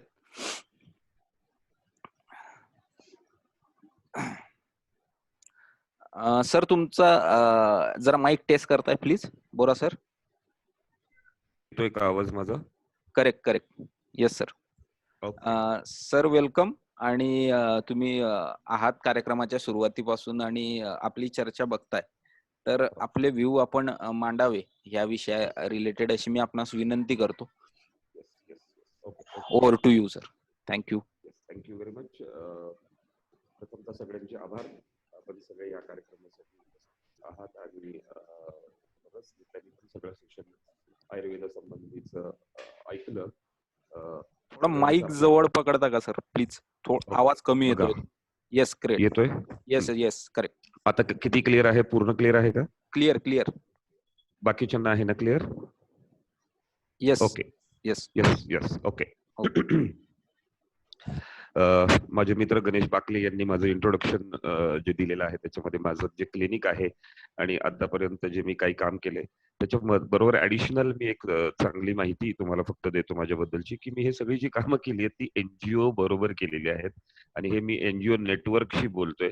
त्यामुळे ते इंट्रोडक्शन थोडंसं राहून गेलं होतं. ते एनजीओच फक्त असं काम करू शकतात आत्ताच्या घडीला. त्यामुळे सर्व एनजीओच्या प्रतिनिधींचं आणि सर्व उपस्थितांचं मी नमस्कार करून स्वागत करतो. आणि आपण ज्या विषयाला सुरुवात करणार आहोत त्याच्यामध्ये कोविड-19 हा शब्द आपण नेहमी ऐकतो. तर जरी मी काही आता सांगितलेल्या गोष्टी बऱ्याच जणांना कॉमन वाटत असल्या तरी त्या मी बोलत जाणार आहे. कोविड-19 हा शब्दाचं कारण असं की कोरोना व्हायरस डिझीज 2019च्या डिसेंबरमध्ये कळला म्हणून त्याचं नाव कोविड-19 असं ठेवलंय. आणि हा कोरोना व्हायरस आहे. तर कोरोना व्हायरस म्हणजे हा काही अचानक नवीन उद्भवलेला व्हायरस नाहीये. कोरोना व्हायरस हा फार पूर्वीपासून पृथ्वी तलावर आहे. अनेक आजार कोरोना व्हायरसेसमुळे होतात. परंतु हा नोवेल कोरोना व्हायरस जो आहे हा नवीन आलेला व्हायरस आहे. त्याच कोरोना फॅमिलीमध्ये जसं स्वाईन फ्लू आहे, बर्ड फ्लू आहे, इतर काही कोरोना व्हायरसमुळे होतात, आतापर्यंत होत आलेत. परंतु त्याच व्हायरसमध्ये थोडाफार बदल होऊन हा नवीन व्हायरस आपल्याला आलेला आहे. आणि हा आपल्याला माहिती आहे की तो प्राण्यांमधून आलेला आहे. आता प्राण्यांमध्ये जगणारा व्हायरस शक्यतो मानवाच्या शरीरात जगण्याची ही काही कमी शक्यता असते. परंतु इथे म्युटेशन्स मधून हा व्हायरस स्वतःमध्ये बदल करत करत प्राण्यांच्या शरीरातून ते मांस खाल्ल्यानंतर आपल्या शरीरात गेला, मानवाच्या शरीरात गेला. मानवाच्या शरीरात जगण्यासाठी त्यांनी ती म्युटेशन्स मधनं स्वतःची तयारी केली आणि आता तो मानवाच्या शरीरात जगू शकतो, वाढू शकतो आणि पसरू शकतो. असा हा सगळा ह्या कोरोना व्हायरसचा प्रवास आहे. सेकंडली कोरोना व्हायरस आतमध्ये शरीरामध्ये गेल्यानंतर नक्की काय होतं? तर तो आधी आपल्याला जसं आधीच्या वक्त्यांनी सांगितलं, की नाक आणि तोंडातून म्हणजे घशातून हा शरीरात प्रवेश करतो. आपल्या हाताला जर का कुठे लागलेला असेल, आपण एखाद्या रेलिंगवरून हात ठेवून चाललो किंवा आपण एखाद्या लिफ्टचा बटन लावलं, तिथे आधी कोरोना व्हायरस असेल किंवा एखाद्या एटीएममध्ये हा कोणीतरी कोरोना व्हायरसचा पर्सन येऊन गेल्याने आपण तिथे हात लावला. तो हात आपल्या तोंडाला लागतो, नाकाला लागतो आणि तिथून हा व्हायरस एंटर करतो. आपल्या सगळ्यांना जवळपास हे माहिती आहे. हा जाऊन घशा आणि नाकाच्या मागच्या बाजूला हा काही काळ राहतो आणि तिथे तिथल्या ज्या सेल्स आहेत, त्या सेल्समध्ये हा याचा आर-एन-ए एंटर होऊन त्या सेल्सचाच वापर करून मल्टिप्लिकेशन हा करतो. असं ह्याचं थोडंसं पॅथोफिजिओलॉजी आहे. आता हा व्हायरस शरीरात गेल्यानंतर सिम्प्टम्स काय दिसतात हे सगळ्यांच्या दृष्टीने महत्वाचं आहे. काय लक्षणं आहेत? आता लक्षणांच्या बाबतीत थोडासा घोळ सुरुवातीपासून झालेला आहे. अगदी नवीन व्हायरस असल्यामुळे ऑब्झर्वेशन करण्यासाठीचा वेळ, त्याचं वर्गीकरण करण्याचा वेळ, त्या सिम्प्टम्सचा माहिती घेण्याचा वेळ खूप कमी आहे आणि तरी पण काही जे लक्षात आलेले अत्यंत महत्त्वपूर्ण सिम्प्टम्स म्हणजे लक्षण आहेत, त्यामध्ये आहे ताप. आपल्याला जर का सर्दी, खोकला, ताप झाला असेल, तर आपण पहिले 2-3 दिवस जनरल आपले मेडिसिन्स डॉक्टरकडून घेतो. ते घेऊनही जर का फरक पडत नसेल, तर तात्काळ आपण टेस्ट केली पाहिजे. ही सर्दी, खोकला, ताप ही प्रमुख लक्षणं आहेत. आता याच्या बरोबरीने काही नवीन लक्षणं दर काही महिन्यांनी किंवा 15 दिवसांनी ॲड होत गेलेत.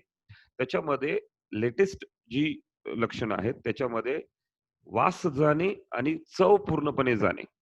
हे बघा ताप आला की चव जातेच बऱ्याच वेळा आणि सर्दी असेल तर वास कमी येतो. परंतु त्याच्यात सुद्धा काही स्ट्रॉंग वास असतात ते आपल्याला येत असतात. मग त्याच्यात आणि ह्याच्यात फरक काय? तर पूर्णपणे सेन्सलेस होऊन जाते जीभ आपली.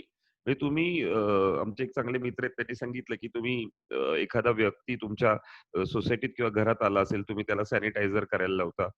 हातावर त्याच्या सॅनिटायझर देता किंवा त्याचं थर्मल चेकिंग करता. तर त्याच्याऐवजी त्याला गूळ शेंगदाणे द्या. आपल्याकडे स्वागताची पूर्वी पद्धत होती. त्याला जर का ती चव लागली, तर त्याला नाहीये असं समजायला हरकत नाही. इतका हा कॉमन लक्षण आता हे झालेलं आहे. त्याला जर त्या गुळाची चव लागली, तर तो कोरोना बाधित नाहीये असं समजायला हरकत नाही. इतका या लक्षणं आता सध्या वाढत आहेत.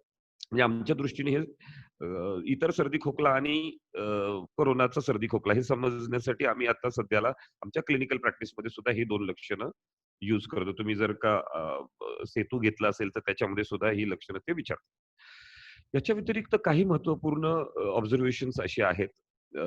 त्यामध्ये नॉशिया व्हॉमिटिंग म्हणजे फक्त मळमळ होणे आणि पित्त वाढल्यासारखं होणे आणि उलटीची भावना होणे. एवढीच लक्षणं असलेली सुद्धा काही लोकं आहेत. म्हणजे जशी मी आता 3 कॅटेगरीमध्ये लक्षणं सांगितली, की सर्दी, खोकला, ताप. त्याच्यानंतर त्याच्या बरोबरीने चव जाणे किंवा वास येणे आणि तिसरं उलटी मळमळ होणे. हे एकतर काही लोकांमध्ये एकत्र दिसतं किंवा काही लोकांमध्ये फक्त कॅटेगरी 1 ची लक्षणं मी सांगितली ती सर्दी, खोकला, ताप. काही लोकांमध्ये ते काहीही होत नाही. सर्दी, खोकला, ताप काही होत नाही. फक्त चव जाते आणि वास येणं बंद होतं आणि काही लोकांमध्ये हे वरची काहीच लक्षणं दिसत नाही. फक्त उलटी मळमळ होत राहते 14 दिवस. अप्रॉक्सिमेटली 7 ते 14 दिवस असा कालावधी लक्षणांचा असतो. आता याच्यामध्ये ह्या लक्षणांच्या व्यतिरिक्त सुद्धा काही लोकं अशी आहेत, की ज्यांना कोरोना व्हायरस डिसीज झालेला आहे, परंतु त्यांना काहीच लक्षणं नाहीयेत. असे जवळपास 80% लोकं असण्याची शक्यता आहे. म्हणजे त्यांना कोरोना व्हायरस डिसीज झाला, त्यानंतर ते बरेही झाले, परंतु त्यांना कुठलीही लक्षणं नसल्यामुळे त्यांनी टेस्टही केली नाही. आपण पाहतो काही लोकांकडे कंपल्सरी आहे, कारण पोलीस खात्यामध्ये किंवा आरोग्य क्षेत्रामध्ये काही हॉस्पिटल्समध्ये काम करत असतील, तर काही लोकांची टेस्टिंग कंपल्सरी केली जाते. तर अशा काही लोकांमध्ये काही लक्षणं त्यांना नव्हती. त्यांना आयसोलेट केलं गेलं पॉझिटिव्ह आल्यानंतर आणि परत ते निगेटिव्ह पण आले. असे अनेक असिम्प्टोमॅटिक केसेस जवळपास 80% म्हणता येतील इतक्या प्रमाणात सिम्प्टमलेस लोकं सुद्धा आहेत. असिम्प्टोमॅटिक कॅरियर्स त्याला म्हणतात. मध्यंतरी असं एक आलं होतं WHO कडून, की असिम्प्टोमॅटिक कॅरियर जो असतो. उदाहरणार्थ समजा मी असिम्प्टोमॅटिक कॅरियर आहे. तर माझ्याकडून दुसऱ्याला होण्याची शक्यता फार कमी आहे. असं आधी WHOने जाहीर केलं होतं. परंतु नंतर त्यांनी ते परत रिव्हर्स घेतलं आपलं स्टेटमेंट, की असं काही संशोधनातून सिद्ध झालेलं नाहीये, परंतु हे ऑब्झर्वेशन आहे. आणि हे ऑब्झर्वेशन बरोबर आहे, की असिम्प्टोमॅटिक कॅरियर स्प्रेड करत नाही. कारण सर्दी आणि खोकल्यातून जे तुषार उडतात त्याच्यातून प्रसार होण्याची शक्यता जास्त असते. तशी असिम्प्टोमॅटिक मध्ये जर सर्दी खोकला नसेल तर ते तुषार आणि त्यातून कोरोना व्हायरस बाहेर पडण्याची शक्यता कमी आहे. आता ह्या लक्षणांच्या व्यतिरिक्त सुद्धा काही लक्षणं असू शकतील, जी अजून ऑन रेकॉर्ड आलेली नाहीयेत किंवा त्याच्याबद्दल खात्री शिक्कामोर्तब झालेली नाहीये. आता ह्याच्यानंतर आपला प्रश्न येतो, की जर का लक्षणं असतील तर काय केलं पाहिजे टेस्टच्या बाबतीतलं. आता 2 प्रकारच्या टेस्ट आहेत. आपण ज्याला स्वॅब टेस्ट म्हणतो, जी घशातून नाकातून घेतली जाते, जी सगळ्यात पहिल्यांदा केली जात होती. ती प्रायव्हेट लॅब्समध्ये होते, गव्हर्नमेंट लॅब्समध्ये होते आणि त्याच्यातून तो पेशंट आयडेंटिफाय होतो आणि त्याला आयसोलेट केलं जातं किंवा हॉस्पिटलाइज केलं जातं, जी काही त्याची अवस्था असेल त्यानुसार.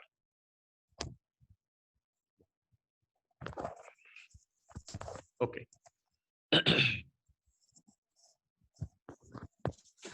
या टेस्टसाठी या 2च माध्यमातून त्याचं आयडेंटिफिकेशन होणं शक्य आहे.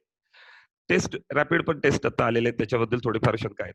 टेस्टच्या बाबतीत एक सांगायचं काही ठिकाणी, बऱ्याच ठिकाणी इनफॅक्ट अशी चर्चा आहे, की टेस्टच्या बाबतीत रिलायबिलिटी नाहीये. पॉझिटिव्ह काही टेस्ट येतात, निगेटिव्ह काही टेस्ट येतात. काही लोक निगेटिव्ह असूनही त्यांची पॉझिटिव्ह येते, काही पॉझिटिव्ह असूनही निगेटिव्ह. अशी काही शक्यता आहेत का? काही व्हिडिओज आता खूप व्हायरल झालेत. काही डॉक्टरांनी अशा व्हिडिओज दिलेले आहेत, की तुम्ही 10 वेळा टेस्ट करा, त्यातल्या तुम्हाला काही वेळा पॉझिटिव्ह, काही निगेटिव्ह वगैरे. तर प्रत्येक टेस्टला आता हे किट जे तयार झाले, आपलं नशीब समजा, की नोव्हेंबरमध्ये हा व्हायरस पहिल्यांदा कळला, मार्चमध्ये आपल्या इथे आला किंवा आपल्याकडे लॉकडाऊन चालू झाला. इतक्या 6 महिन्याच्या इतक्या कमी कालावधीमध्ये टेस्ट उपलब्ध झाली, हीच खूप मोठी गोष्ट आहे. बाकीच्या आजारांची जर हिस्ट्री बघितली तर टेस्ट किट तयार व्हायलाच कित्येक वर्ष गेली. आपल्याकडे हीच तयार झालेली आहे. अनेक कंपन्यांनी ती केलेली आहे. त्याच्या बाबतीत खात्रीलायक जेव्हा ICMRचा शिक्कामोर्तब होतो त्या तपासण्यांच्या बाबतीत, तेव्हाच फक्त ती किट बाजारात येते. तरी सुद्धा अनेक टेस्टच्या बाबतीत जरी पर्सेंटेज कमी असलं तरी फॉल्स पॉझिटिव्ह किंवा फॉल्स निगेटिव्हिटी ही प्रत्येक टेस्टमध्ये गृहीत धरली जाते. त्याच्या बरोबरीने आलेला एक प्रश्न म्हणजे कॉमनली सगळ्यात जास्त, की खरंच कोरोना व्हायरस आहे का? हा आजार आहे का?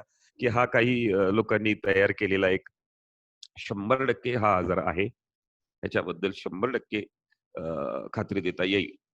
त्यामुळे अशी कोणी शंका ठेवू नये, की काही नाहीये हे कुणाचं तरी फार्मास्युटिकल कंपनीज किंवा बाकीच्यांच्या लॉबिंगमुळे गव्हर्नमेंटनी केलेलं किंवा सगळे हे असं काही नाहीये. अशा खूप वावड्या उडत असतात. असे काही WhatsApp मेसेजेस फिरत असतात आणि अशा काही व्हिडिओज पण आपण बघत असतो. परंतु तसं काही गृहीत धरण्याचं कारण नाहीये. निश्चितपणे हा आजार आहे आणि थोडासा फार टेस्टच्या बाबतीत होत असेल. पूर्ण प्रशासन याच्या मागे लागलेलं आहे. पूर्ण पोलीस खातं याच्या मागे लागलेलं आहे. पूर्ण आरोग्य खातं याच्या मागे लागलेलं आहे. त्यामुळे थोड्या त्रुटी असू शकतात. आपण काळजी घेणं गरजेचं आहे. याच्यानंतर टेस्टच्या नंतर येतो भाग उपचारांच्या विषयीचा. आपण एक खूप मोठं सेशन आता ऐकलं, की त्याच्यामध्ये आयुर्वेदिक उपचारांच्या बाबतीत आहे. सुरुवातीला आर्सेनिकम अल्बम नावाचं होमिओपॅथिक औषध प्रिव्हेंटिव्ह म्हणून आलं. आयुर्वेदाचे बरीच औषधं, काढा याच्यामध्ये आला आणि जी ट्रीटमेंट आहे त्या ट्रीटमेंटच्या बाबतीत आपण एक कॅटेगरिकली काही गोष्टी क्लिअर ॲलोपॅथिक मेडिसिन्सच्या बाबतीत आहेत, की तुम्ही व्हिटॅमिन सी घ्यावं, व्हिटॅमिन बी घ्यावं, झिंक घ्यावं. थोडाफार HCQS म्हणजे हायड्रोक्लोरोक्विनच्या बाबतीत मध्यंतरी काही काळ बरेच चर्चा झाल्या. तर हायड्रॉक्सिक्लोरोक्विन प्रिव्हेंटिव्ह म्हणून घेण्याबाबत बरेच संशोधनं झाली आहेत आणि बऱ्याचशा संशोधनातून हे निश्चितपणे झालेलं आहे, की हायड्रॉक्सिक्लोरोक्विन मध्ये प्रिव्हेंटिव्ह ॲज सच म्हणजे तुम्हाला कोरोना होणार नाही असं काहीही नाहीये. त्या हायड्रॉक्सिक्लोरोक्विनमुळे जर तुम्ही ते घेतलं तर तुम्हाला पुढे होणारे कॉम्प्लिकेशन्स होणार नाहीत. त्यामुळे it is not preventive towards the corona virus, it is preventive towards the complications. त्यांनी कॉम्प्लिकेशन्स कमी होऊ शकतात एवढं मात्र निश्चित आहे. त्याच्यामध्ये झिंकचा एक रोल आहे. त्यामुळे झिंक आणि हायड्रोक्लोरोक्विन. परंतु त्याच्या बाबतीत बऱ्याच जणांना माहिती आहे, की हार्टशी रिलेटेड काही कॉम्प्लिकेशन्स होऊ शकतात. ज्यांना हार्ट डिसीज आहे त्यांनी तर घ्यायचंच नाहीये आणि ज्यांना नाहीये त्यांनी सुद्धा घेतल्यानंतर पुढचे काही दिवस जसं त्याचे डोसेस आहेत तर आठवड्याला किंवा 15 दिवसाला त्याचं एक टॅबलेट अशा पद्धतीने नंतर जो फॉलोअप डोस आहे त्याच्यामध्ये त्यांच्या हार्टशी रिलेटेड सुद्धा टेस्ट करत राहावे लागतात. त्यामुळे त्याच्याबाबत आता बऱ्याच देशांनी सुद्धा माघार घेतलेली आहे. तिसरी महत्वाची गोष्ट उपचार जे दिले जातात थेट कोविड सेंटरमध्ये, हॉस्पिटलमध्ये डॉक्टरांकडून, तर ते काय आहे, तर ह्या विटॅमिन्सच्या बरोबरीने टॅमिफ्लू दिली जाते, जी स्वाइन फ्लूची गोळी स्वाइन फ्लू मध्ये वापरली जात होती, ती दिलेली जाते. त्याच्यानंतर एझिथ्रोमायसिन नावाचं अँटीबायोटिक वापरलं जातं. आता ते वापरावं का दुसरं काही वापरावं याच्यावर बरेच काही विषय आहेत. सध्याला तरी एक ICMR गायडन्स म्हणू किंवा सगळ्यांनी एक दिशेने चालायचं या दृष्टिकोनातून एझिथ्रोमायसिन वापरलं जातं. या ट्रीटमेंट्स फक्त हॉस्पिटल्समध्ये आणि वैद्यकीय सल्ल्यानुसारच दिल्या जातात. शक्यतो प्रायव्हेट प्रॅक्टिशनर्स त्यांच्या क्लिनिकमध्ये हे मेडिसिन्स वापरण्याऐवजी त्या पेशंटला आयसोलेशन मध्ये ठेवलं जातं आणि आयसोलेशन मध्ये जे काही PMC असेल किंवा जिल्हा परिषद असेल किंवा हॉस्पिटलच्या माध्यमातूनच हे उपचार दिले जातात. त्यानंतर आपल्याला होऊ नये याच्यासाठी जर का आपण म्हणतो की कुठलंही मेडिसिन प्रिव्हेंटिव्ह नाहीये, अजून लस नाहीये, तर त्याच्यासाठी आपल्याला सगळ्यांना माहिती आहे की SMS लक्षात ठेवलं तरी खूप आहे. मास्क त्याच्यापैकी एक आहे, सॅनिटायझर आहे आणि सोशल डिस्टन्सिंग, मास्क आणि सॅनिटायझर असा तो SMS WHO रिकमेंडेशन आहे. आता याच्यामध्ये मास्कच्या बाबतीत खूप मोठी आहे. जवळपास प्रत्येक जण मास्क वापरतो. काही लोक कायदेशीर कारवाईच्या भीतीने वापरतात, परंतु बरेच जण म्हणतात की ते वापरलं की गुदमरल्यासारखं होतं. तर मास्कच्या बाबतीत WHO रिकमेंडेशन आहे, when it is not possible for you to maintain social distance, then you should use mask. म्हणजे तुम्ही जर कार ड्राईव्ह करत असाल, तुमच्या आसपास कोण नाही, तर मास्क घालायची गरज नाहीये. तुम्ही जर घरात एकटे बसलेले आहात, ऑफिसमध्ये एकटे बसलेले असाल आणि डिस्टन्स मेंटेन केलेला आहे, तर मास्कची तशी आवश्यकता नाही. परंतु आता त्याच्यावर लिगल बाइंडिंग्स असल्यामुळे सगळ्यांना ते वापरावं लागतं. सेकंडली, सोशल डिस्टन्सिंग हा अत्यंत महत्वाचा घटक आहे. कोरोना व्हायरस एका व्यक्तीकडून दुसऱ्या व्यक्तीला होण्याचं माध्यम हे त्याच्या तोंडातून उडणाऱ्या तुषारांवर फक्त अवलंबून असल्यामुळे सोशल डिस्टन्सिंगच्या माध्यमातून आपण ते करू शकतो. व्हायरस एका व्यक्तीकडून दुसऱ्या व्यक्तीला जाण्यासाठीचं माध्यम जर फक्त तुषार असतील, तर ते तुषार काही काळ हवेत राहतात आणि नंतर खाली पडतात. आणि ते अंतर किती असू शकतं, तर ते 1 मीटर ते 2 मीटरचं अंतर जर तुम्हाला सोशल डिस्टन्सिंग मध्ये मेंटेन करता आलं, तर तुम्हाला कोरोना व्हायरस पासून स्वतःचा बचाव निश्चितपणे करता येऊ शकतो. आता हा सोशल डिस्टन्सिंगच्या माध्यमातून व्हायरस आपण प्रिव्हेंट करू शकलो. त्यानंतर आपण मास्क त्या बरोबरीने वापरलं आणि सॅनिटायझर जर आपल्याकडे नसेल, तर शक्यतो साबण हा जास्त उपयुक्त आहे, जास्त फायदेशीर आहे. परंतु आपण साबण सगळीकडून घेऊन जाऊ शकत नाही, कॅरी करू शकत नाही. सॅनिटायझर आपण खिशामध्ये एखादी छोटीशी बॉटल ठेवू शकतो. त्यामुळे सोशल डिस्टन्सिंग, मास्क आणि सॅनिटायझर ऑल्सो हे जर आपण करू शकलो, तर त्याचा आपण प्रिव्हेंटिव्ह म्हणून बऱ्याच आपल्याला फायदा होऊ शकतो. जागतिक आरोग्य संघटनेच्या माध्यमातून ह्या सगळ्या गोष्टी दिल्या जातात आणि त्याच आपण सगळ्यांनी फॉलो केल्या पाहिजेत. एकत्रित सगळ्यांनी जर केलं, वेगळ्या माध्यमातून जाऊन वेगळ्या गाईडलाईन्स नुसार चालण्यापेक्षा आपण एक सिंगल गाईडलाईन असावी म्हणून WHOच्या गाईडलाईन्स शक्यतो फॉलो केले गेले पाहिजेत. त्यासाठी मास्कच्या बाबतीत गाईडलाईन आहेत आणि व्हेरी क्लिअर आहेत. काय होतंय की प्रत्येक जण कोणीही मास्क बनवतायत सध्या आणि विकतायत. परंतु क्लिअर कट गाईडलाईन काय आहे, तर मास्क कसा हवा, तर 3 लेयर्ड मास्क हवा. पण 3 लेयर्स कशाचे, तर पहिला जो लेयर आहे समोरचा, तर तो वॉटर रेझिस्टंट हवा. म्हणजे का, तर तुषार उडले एखाद्याचे, तर तुमच्या मास्कवर जे पडले ते मास्क जर ओलं झालं, अगदी मायनर अगदी न दिसणारे सुद्धा तुषार असतात, तर त्याचा उपयोग नाही. ते तिथे व्हायरस राहणार त्या ड्रॉपलेट्स बरोबर. म्हणून वरचा जो लेअर आहे तो वॉटर रेझिस्टंट हवा, आतला जो लेअर आहे तो वॉटर एब्झॉर्बंट हवा. तुमचे तुषार तिथेच साठले पाहिजे. त्यासाठी वॉटर एब्झॉर्बंट मध्ये एक दोन्हीचा संपर्क येऊ नये अशा प्रकारचं असं रिकमेंडेशन आहे. परंतु तसा मास्क नाही आपल्याला अवेलेबल झाला, तर जे काही आपल्याकडे आहे ते तरी निश्चितपणे वापरत राहणं गरजेचं आहे. प्रिव्हेन्शनच्या बाबतीत ह्या सगळ्या गोष्टी आहेत.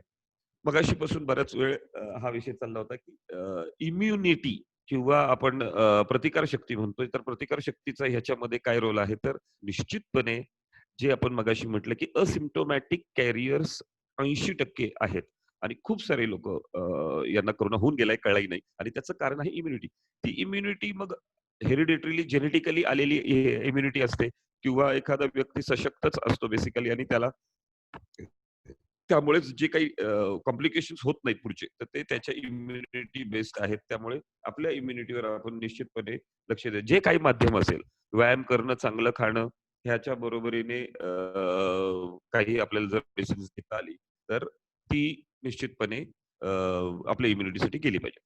आता ह्याच्यामध्ये ट्रीटमेंटच्या पार्टमध्ये सगळ्यात महत्वाचं आहे की 80% लोक जी असिम्प्टोमॅटिक आहेत आणि पॉझिटिव्ह आले त्यांनी काही घ्यायचीच गरज नाहीये. संपला विषय. त्याच्यानंतरची दुसरी स्टेज असते की ज्याला आपण माइल्ड स्टेज म्हणतो. आपल्याला सुरुवातीला फक्त सर्दी खोकला झालेला आहे. आपण सर्दी खोकल्याची जी काही औषधं रेग्युलरली घेतो तीच घ्यायची. त्याच्यानंतरची स्टेज येते की सर्दी खोकला कमी होत नाहीये आणि त्या व्यक्तीला निमोनिया झालेला आहे. तर 100% निमोनिया झालेल्या पर्सननी ऍडमिट होणं गरजेचंच आहे. पहिली असिम्प्टोमॅटिक त्यांनी आयसोलेशन मध्येच राहिलं पाहिजे कारण त्यांच्याकडून दुसऱ्याला प्रसार होऊ नये. त्याच्यानंतर त्याला काही औषधांची गरज पडली, डोकं दुखलं, ताप आला तर ते तो घेऊ शकतो. थर्ड लेवलवर आपण निमोनियाचा विचार केला. निमोनिया झालेल्या व्यक्तीने ऍडमिट होणं गरजेचं आहे कारण त्याच्या शरीरामध्ये कॉम्प्लिकेशन्सला ती सुरुवात समजली जाते. त्यानंतर आपल्याकडे पल्स ऑक्सिमीटर आहे. त्या पल्स ऑक्सिमीटर लावून जर आपल्याला ब्रीदिंग आपलं जे ते नॉर्मल असेल तर काही हरकत नाही आणि तुमचा SpO2 जो त्या याच्यावर येतो पल्स ऑक्सिमीटरवर तो 90च्या वरती असेल तर अजिबात घाबरायचं कारण नाही, विचार करायची गरज नाही. परंतु तो जर का 90च्या खाली आला तर थोडेसे येल्लो लाईट पकडायला हरकत नाही सिग्नलची आणि 80च्या खाली गेलं तर ऍडमिशन 100% निश्चित. आता एक भाग असा चालू झालेला आहे की व्हेंटिलेटर्स लागतायत, ऑक्सिजन लागतायत.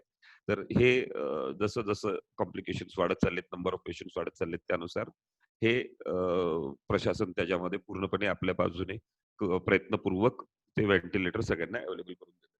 हॉस्पिटल बिलिंग्सच्या बाबतीत फार मोठे विषय आहेत. टेक्निकल टर्म्स मध्ये आपण बोलतोय त्यामुळे तो जो काही आता विषय चालू आहे होम आयसोलेशन साठी हॉस्पिटल्स पैसे घेत आहेत. ऍडमिट केलं तरी पैसे घेतात. जे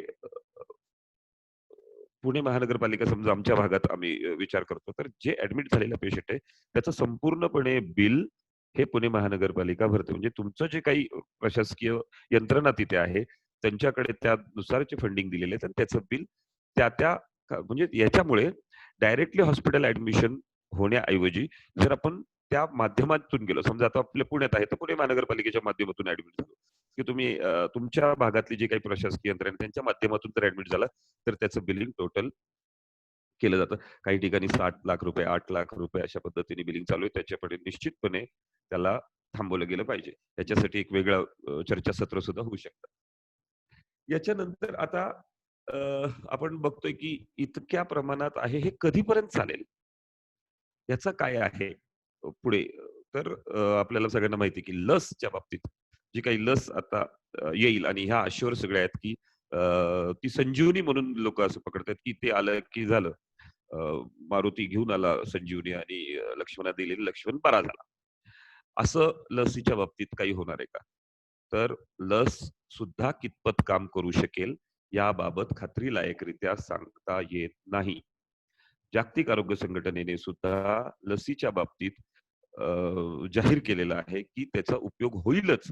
आता ह्या स्टेजला आपण नाहीये की कुठलीही लस 100% उपयोगी पडेलच असं सांगता येत नाहीये. बेसिकली आपण हे लक्षात ठेवलं पाहिजे की लस आतापर्यंत ज्या काही आलेल्या आहेत व्हायरसच्या त्या फार काही उपयोगी पडलेल्या नाहीयेत. आपण MMR लहान मुलांना देतो, मंथ्स, मिझल्स, रुबेलाची तरी सुद्धा कांजण्या होतात. कांजण्याची लस दिली तरी कांजण्या होतात. स्वाईन फ्लूच्या लसच्या बाबतीत पण फार काही चमत्कारिक त्याचे परिणाम आहेत आणि आयुष्यभर होणारच नाही असं काही नाही. तर याच्या पुढच्या भविष्यामध्ये जो व्हायरसच्या बाबत आपण सुरुवातीला बोललो तो व्हायरस काही म्युटेशन्स त्याचे होऊन बदलत आतापर्यंत आलेला आहे. उदाहरणार्थ युहानमध्ये जेव्हा झाला किंवा त्यानंतर इराणमध्ये झाला किंवा त्यानंतर अमेरिकेमध्ये झाला किंवा त्या आपल्याकडे आला याच्यामध्ये सुद्धा काही बदल होत गेलेले आहेत. आता आजच्याच एका न्यूज मध्ये बघितलं की 6 वेळा तरी हा व्हायरस कमीत कमी बदललेला आहे. याच्या आधीचे काही मी संशोधनं जी पाहिलेत त्याच्यामध्ये आपल्याकडे जो व्हर्जन आलाय ह्या व्हायरसचा तो 10वा व्हायरस आहे. त्याचा 10वा व्हर्जन आहे, 2 कॅपिटल ए स्मॉल ए असं त्याचं नाव आहे.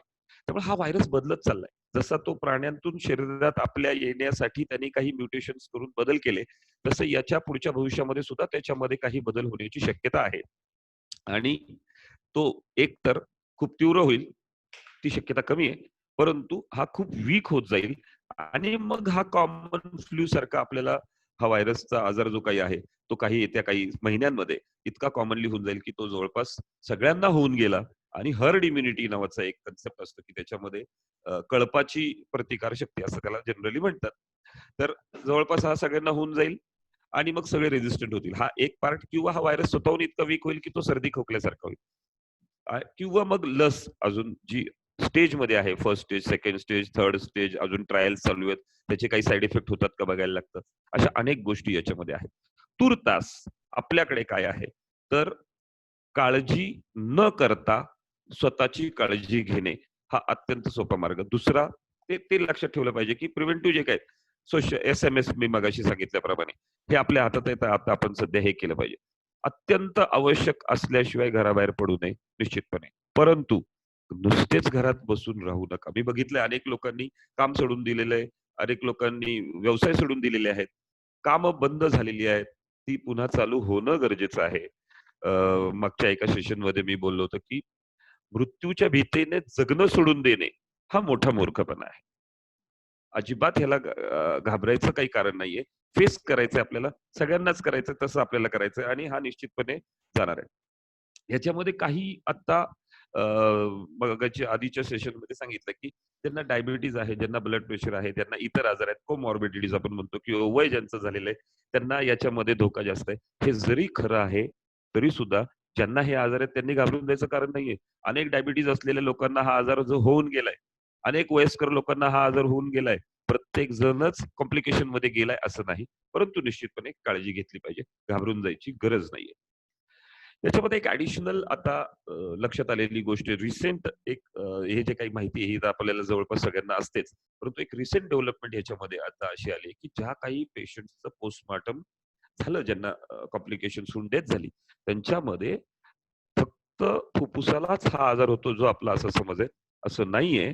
तर हा इतर अवयवांना सुद्धा त्रास देतो. उदाहरणार्थ काही लोकांमध्ये असं लक्षात आलंय, की त्यांच्या कॉम्प्लिकेशन्स न्यूमोनियाशी फाईट करत असताना त्यांना किडनीवर सुद्धा त्याचे दुष्परिणाम झालेले आहेत. किंवा आपण जे म्हणतो, की चव जाते किंवा वास येणं बंद होतं. म्हणजे याचा अर्थ ती नर्व्ह जी ऑल्फॅक्टरी नर्व्ह आहे किंवा दुसरी ज्या काही याच्याशी संबंधित नर्व्हज आहेत, त्या नर्व्हजला सुद्धा त्रास होतो. म्हणजे हा मेंदूशी संबंधित आहे. मेंदूला सुद्धा हा व्हायरस त्रास देऊ शकतो. आतड्यांना त्रास होतो किंवा पोटाला त्रास होतो या व्हायरसचा, म्हणून आपल्याला मळमळसारखे किंवा ते पित्तासारखे मगाशी सांगितल्याप्रमाणे काही कॉम्प्लिकेशन्स क्रिएट होतात. त्यामुळे अदर ऑर्गन्सची सुद्धा आपण काळजी त्याच्या बरोबरीने घेतली पाहिजे. मगाशीच्या सेशनमध्ये इम्युन बूस्टर किंवा इम्युनिटी वाढवणारे ड्रग्स असं म्हणण्याऐवजी ज्या औषधांमध्ये इम्युन मॉड्युलेटर आहे, की आपल्या शरीराला हा व्हायरस माहित नाहीये. आपल्या शरीराची प्रतिकारशक्ती चांगली आहे. तरी सुद्धा हा व्हायरस होतोय. म्हणजे याचा अर्थ आपल्या शरीराला ही इम्युनिटी माहित नाही. त्यामुळे इम्युन बूस्टर असे काही औषधं शोधण्याऐवजी इम्युन मॉड्युलेटर अशी काही जर आपण घेतली तर त्याचा जास्त आपल्याला निश्चितपणे उपयोग होईल. आता जे काही प्रशासकीय पातळीवर आरोग्य खात्याच्या माध्यमातून जे काही प्रयत्न चालू आहेत, ते डेथ रेट कमी करण्याच्या दृष्टिकोनातून चालू आहे.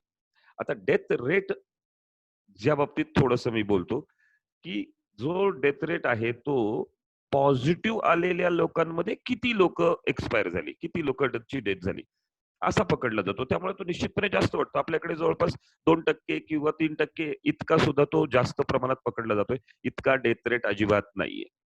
Corona is not a killer disease हे मी नेहमी वाक्य बोलतो. त्याचा डेथ रेट जर पकडायचा तर असिम्प्टोमॅटिक पेशंट जर खरंच माहिती असतील आणि जर समजा 100 लोकांची लोकसंख्या आहे. त्याच्यामध्ये 10 लोकांना हा आजार झाला. त्यातले 2 लोकं गेली. तर आपण 10तले 2 गेले असं पकडणार आणि तो टक्केवारी 20 वर जाणार. तसं नाहीये. जे असिम्प्टोमॅटिक पेशंट्स आहेत त्यांना पण जर गृहीत धरलं तर डेथ रेट खूप कमी होईल. त्यामुळे डेथ रेटवर लक्ष ठेवून उगीचच घाबरून जायची गरज नाहीये. आणि फायनली जे काही प्रशासकीय पातळीवर आता प्रयत्न चालू आहेत, की जे रिस्कमध्ये लोक आहेत त्यामध्ये वय आहे आणि शुगर आहे, त्या डायबिटीज म्हणजे ब्लड प्रेशर आहे, लिव्हर डिसीज आहे, कॅन्सर आहे. हे लोकांना रिस्क जास्त आहे आणि निश्चितपणे त्यांचं आता आयडेंटिफिकेशन याच्या पुढच्या भविष्यामध्ये करून डायरेक्ट टेस्ट आता चालू केलेले आहेत आणि त्यामुळे घाबरून जायचं आता काही कारण नाही. प्रशासन पूर्णपणे आपण सहकार्य केलं पाहिजे. अनेक सगळ्या प्रशासकीय यंत्रणा कामाला लागल्यात, आरोग्य खातं कामाला लागले, सगळे डॉक्टर्स कामाला लागलेले आहेत. आपण एनजीओच्या माध्यमातून किंवा वैयक्तिक पातळीवर सुद्धा त्यांना सहकार्य करणं गरजेचं आहे. फार थोडा वेळ आता ह्या आजाराचा शिल्लक राहिलेला आहे. निश्चितपणे आपण आशावादी राहून याची जी काही आता शिल्लक राहिलेली फाईट आहे त्याच्यामध्ये आपण एकत्रितरित्या सगळे मिळून प्रयत्न करू. लवकरच आपल्याला आपण दिवाळी आनंदाने साजरी करू एवढं निश्चितपणे. आता तुमचे जे काही प्रश्न असतील ते आपण घेऊया. Thank you so much Nitin sir. हा, बाकलेजींनी पहिला प्रश्न विचारलाय, लहान मुलांच्या बाबतीत काय आहे? तर खूप चांगली गोष्ट आहे, खूप आनंदाची गोष्ट आहे की आतापर्यंत कॉम्प्लिकेशन्स मध्ये किंवा डेथ्स मध्ये लहान मुलांचा समावेश फार कमी आहे. सगळ्या माध्यमातून म्हणजे मी फार बोल्डली स्टेटमेंट करतोय, जागतिक आरोग्य संघटना असेल किंवा आपल्या ICMR असेल, ह्या सगळ्यांनी लहान मुलं आणि वयस्कर यांची काळजी घ्या असं सांगितलंय. परंतु लहान मुलांना खूप कमी कॉम्प्लिकेशन झालेली पाहण्यात आलेली आहे. येस सर, बोलो. Thank you so much Nitin sir. फार चांगली, उपयुक्त आणि साध्या सोप्या मराठीत सांगितलेली आपली माहिती आम्हा सर्वांपर्यंत पोहोचली आहे. काही प्रश्न येत आहे सर आणि त्यावर आपण चर्चा करूया. सर, तुमचं एक पर्सनली एक आयुर्वेदिक एक दुसरे पॅनलिस्ट आपले जे आहे ते आयुर्वेदिक मॅन्युफॅक्चरिंग, प्रोडक्ट मॅन्युफॅक्चरिंग आहेत आणि स्वतः त्यांनी त्यांचे रिझल्ट समोर जसे टाकले आहेत. तर तुमचा काय व्ह्यू आहे आयुर्वेदिक प्रोडक्ट साठी, किंवा तुम्ही काही प्रत्यक्ष अनुभूती काय म्हणता आयुर्वेदिक प्रोडक्ट रिलेटेड? पहिला एक भाग सांगतो की याच्यामध्ये आतापर्यंतची जी गाईडलाईन्स प्रमाणे मेडिसिन्स आहेत, ICMR गाईडलाईन किंवा आपण WHO गाईडलाईन्स म्हणतो, तर त्याचा कुठेही कसलाही उपयोग कोरोना पेशंट्सला होत नाहीये हे निश्चित जवळपास झालेलं आहे.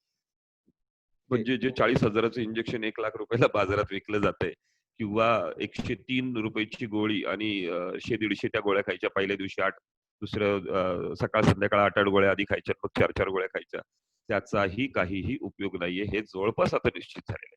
ठीक आहे.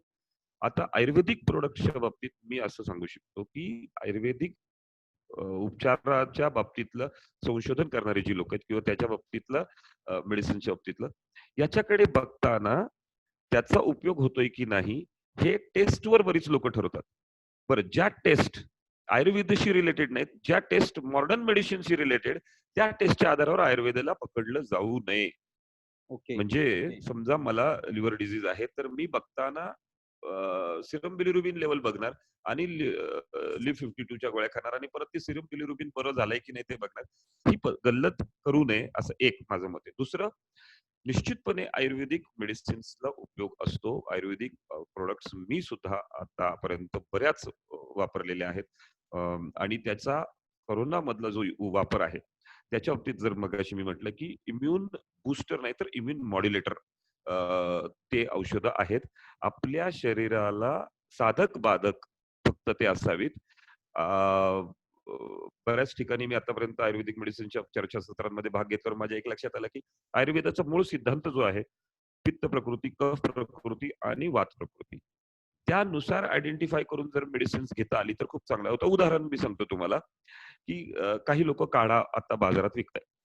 आताचे जे मी सेशन ऐकलं त्या सेशन मध्ये मी पाहिलं की खूप छान पद्धतीने त्यांनी त्या डोसेस सुद्धा मेंटेन केलेले आहेत. परंतु आपल्याकडे बाजारामध्ये कुठल्याही व्यक्तीने बनवलेले काढे, घरातले औषधं वापरून बनवलेले काढे, 23 इन्ग्रेडियंट्स असलेले काढे मी पाहिलेत की ज्याच्यामध्ये सगळंच टाकले.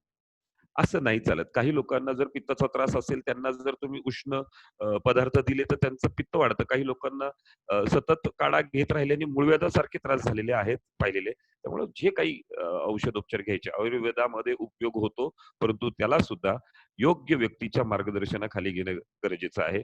आणि आता सध्याला आपल्याकडे आशा म्हणून जे पाहता येईल तर ती आयुर्वेदिक उपचारांवरच आशा केंद्रित आहेत निश्चितपणे.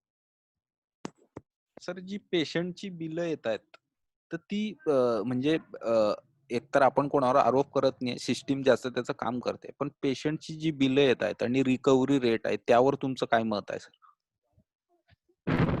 रिकव्हरी रेट अतिशय उत्तम आहे. आता आपण रिकव्हरी रेटच्या बाबतीत जर आकडेवारी बघितली तर जे पॉझिटिव्ह आयडेंटिफाय झालेले त्यातले बरे झालेले 70-80% सांगितले जातात. पॉझिटिव्ह आलेले बरे झालेले 70-80%. Correct correct. जे पॉझिटिव्ह आले नाहीये तरी त्यांना कोरोना झाला, की ज्यांनी टेस्टच केले नाही, असिम्प्टोमॅटिक जर बघितले तर रिकव्हरी रेटचा विचार खूपच टॉपमध्ये जाईल आणि डेथ रेट अगदी 0.000 असं खाली कुठेतरी जाईल. सेकंडली तुमचा विषय बिलिंगच्या बाबतीत आहे. निश्चितपणे ज्या व्यक्तीला कोरोना आपल्या घरात, आपल्या मित्रात स्वतःला झालेला असेल, त्यांनी याबाबत अत्यंत जागरूक राहणं गरजेचं आहे. हे पहा, काही हॉस्पिटल्सनी याच्या बाबतीत खूप चांगली कामं केलेली आहेत. परंतु कमर्शियल आस्पेक्ट हा प्रत्येक व्यक्ती ठेवतोच आहे. परंतु त्याला कुठेतरी चाप लावला पाहिजे. मी एक उदाहरण तुम्हाला सांगतो. आमच्या एका ओळखीच्या व्यक्तीला घरात 3 पॉझिटिव्ह आले. 3 लोकं पॉझिटिव्ह आले. टेस्ट केली, तिघं पॉझिटिव्ह. घरातल्या 6 पैकी 3 लोकं पॉझिटिव्ह आले. काही सिम्प्टम्स नव्हते. होम आयसोलेशनसाठी हॉस्पिटलला गेले. हॉस्पिटलनी पॅकेज दिलं 15,000चं, 18,000चं, 21,000चं. त्याच्यामध्ये ते काय देत होते तर गन, ती थर्मल गन, पल्स ऑक्सिमीटर, काही मास्क आणि काही गोळ्या. काही सिम्प्टम नाहीये. त्यांनी फक्त घरी आयसोलेट व्हायचे तरी सुद्धा ₹15,000 त्यांचे मागितले गेले. हे याला कुठेतरी थांबवलं पाहिजे.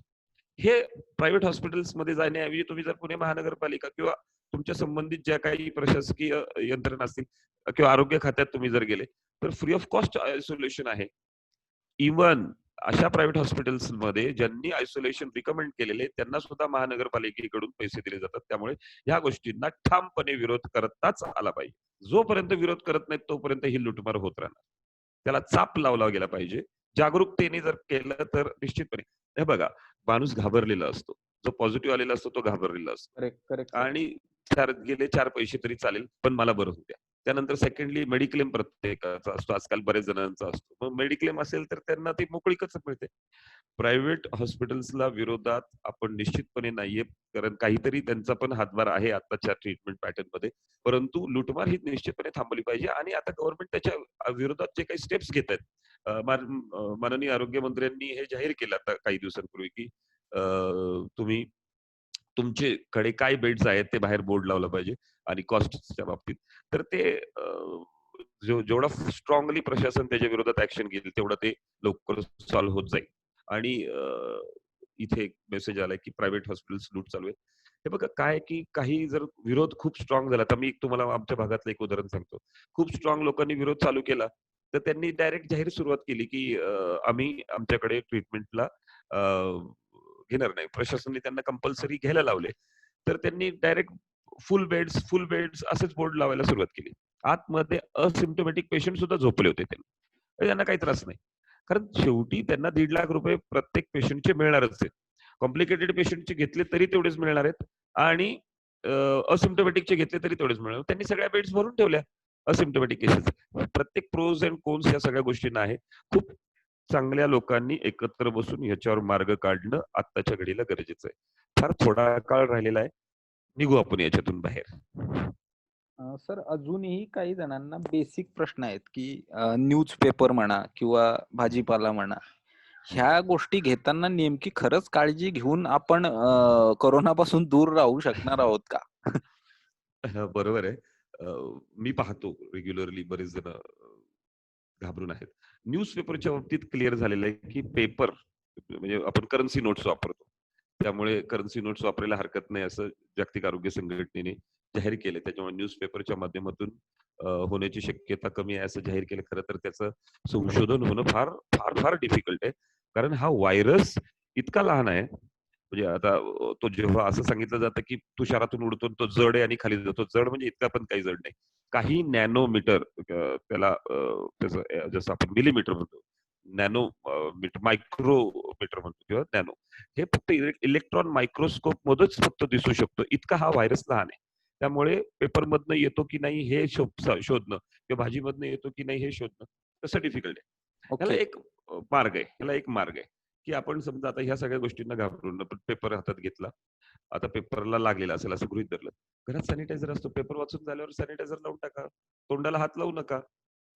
एवढ्या छोट्या छोट्या गोष्टी आपण करू शकतो. Okay okay. सर तुम्ही एक मास्क रिलेटेडची एक इन्फॉर्मेशन दिली की 3 लेअरचा मास्क असावा. तर WHO च्या रिलेटेड बरेच जण वाचक जी आहेत त्यांनी इन्फॉर्मेशन WHO च्या बऱ्याच फॉलो केल्या आणि मास रिलेटेड पण WHO एक 15-15, 20-20 दिवसांनी त्यांच्या गाईडलाईन्स बदलते. तर WHOच्या गाईडलाईन्स अखंड जगासाठी आणि आपल्या भारतासाठी वेगवेगळ्या असतील का? म्हणजे नाही, तुम्ही नाही, नाही. प्रॅक्टिकली तुम्ही पेशंट्स बघितले आहेत म्हणून हा प्रश्न तुम्हाला विचारतो. बऱ्याच दिवस म्हणजे जवळपास कोविड भारतामध्ये येण्या आधीपासून जागतिक आरोग्य संघटनेने मार्चमध्ये पॅन्डेमिक डिक्लेअर केला. महामारी म्हणून डिक्लेअर केला आणि हा येणारच आपल्याकडे, हे निश्चित जवळपास झालं होतं.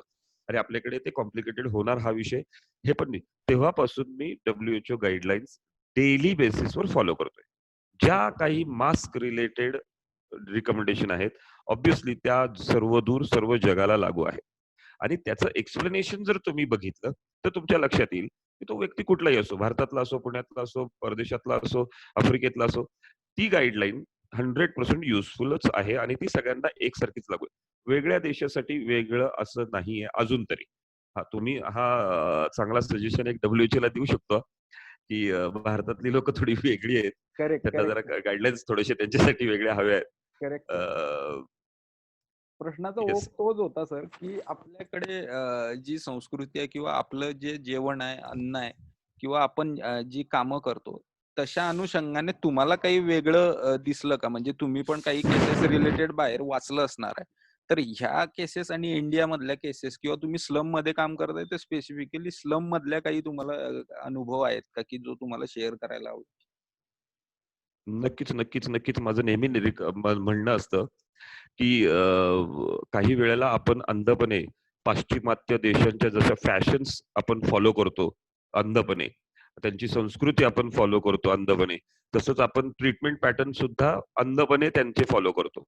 एक उदाहरण म्हणून सांगतो, की आपल्याकडे तुम्हाला माहिती असेल तुमचे काही मेडिकल स्टोअरवाले जर किंवा डॉक्टर्स सुद्धा याच्यात असतील, तर जागतिक आरोग्य संघटनेने म्हणा किंवा अमेरिकन एफडीएने निमिसलाइड नावाचं ड्रग बॅन केलं. नाईस नावाची गोळी मिळत होती पूर्वी. Correct, correct. ती बॅन केली आणि सगळ्या जग आपण सुद्धा आपल्याकडे ती बॅन केली. परंतु त्याच्यावरचं जे संशोधन झालं होतं ते फक्त त्या गोऱ्या लोकांमध्ये म्हणजे त्या ब्रीडमध्ये झालं होतं. आपल्याकडे मी माझ्या ऑब्झर्वेशन मध्ये सांगतो, की गेल्या माझ्या 22 वर्षाच्या प्रॅक्टिसमध्ये कुठल्याही लहान मुलाला प्रचंड प्रमाणात ताप येत असतो. त्याला पॅरासिटामॉल दिली. त्याच्यानंतर मेफेनेमिक ऍसिड तापाचं दुसरं औषध ते वापरलं. त्यांनी सुद्धा ताप जर उतरला नाही तर पाव गोळी निमिसलाइडनी त्याचा ताप उतरतो. म्हणजे अर्थ काय झाला, की ती आपण त्यांनी बॅन केली म्हणून आपण आपल्याकडे ती लगेचच बॅन करू नये. हा एक भाग. दुसरा, ज्या काही आपल्याकडच्या संस्कृतीनुसार मी तर नेहमी माझ्या प्रत्येक स्पीचमध्ये एक सांगतो, की आता जग आपण काय करत होतो ते फॉलो करायला सुरुवात केली जगाने. आपल्याकडे गावाकडे तुम्हाला माहिती असेल पूर्वी एक घंगाळ भरलेलं असायचं बाहेर आणि त्याच्यामध्ये एक तांब्या असायचा आणि हे दोन्ही तांब्याचं असायचं करेक्ट. आणि आलेला प्रत्येक माणूस पायावर, हातावर, तोंडावर पाणी मारूनच घरात यायचं. तो घरातला माणूस असो किंवा पाहुणा असो. ही आपल्याकडची पद्धत आहे, आपल्याकडचा रिवाज आहे. तोच आता जगाला फॉलो करायला लागणार आहे. आपल्या खाण्यापिण्याच्या सवयींमध्ये अनेक अशा गोष्टी आहेत, की ज्याला आत्ताच्या जगामध्ये अँटीऑक्सिडंट्स म्हटलं जातं. हे आपल्याकडच्या रोजच्या जेवणामध्ये आपण तोंडी लावतो.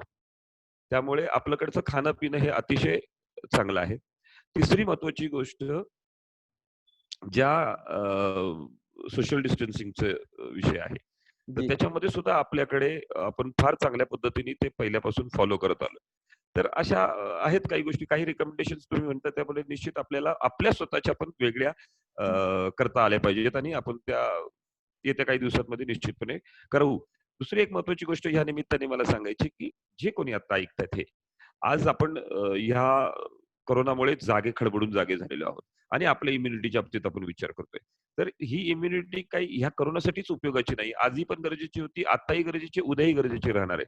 त्यामुळे आपलं जे काही रुटीन आहे त्याच्यामध्ये जर आपण काही व्यसन करत असू ते बंद केली पाहिजेत 100%. आपण व्यायाम करत नसू तर व्यायाम निश्चितपणे आपल्या आपल्या वयानुसार आणि आपल्या नुसार तो व्यायाम केला पाहिजे. व्यायाम हा शो साठी नाही, तर त्याचा शरीराला उपयोग होतोय की नाही, एखाद्या चांगल्या डॉक्टरचं गाईडन्स घ्या, की कुठल्या प्रकारचा व्यायाम करणं गरजेचं आहे. आता बरेच जण असतात, की त्यांना वॉक करायचा असतो किंवा रन करतात आणि त्यांना गुडघ्याचा त्रास असतो. करू नये त्यांनी वॉकिंग. त्यांनी त्याच्याऐवजी सायकलिंग करावी. जेणेकरून वजन सगळं म्हणजे सांगायचं तात्पर्य काय, की व्यायाम करणं, चांगला आहार घेणं, व्यसनं बंद करणं ही कायमस्वरूपीची गाईडलाईन आहे. कोरोना रिलेटेड जरी असली तरी ती आधी उपयोगाची होती आणि ह्याच्या पुढे उपयोगी. खूप छान येस. सर, खूप छान. तर हे कोरोना जो आहे तो परत होऊ शकतो का, असा एक प्रश्न आला. हो हो हो हो हो हो.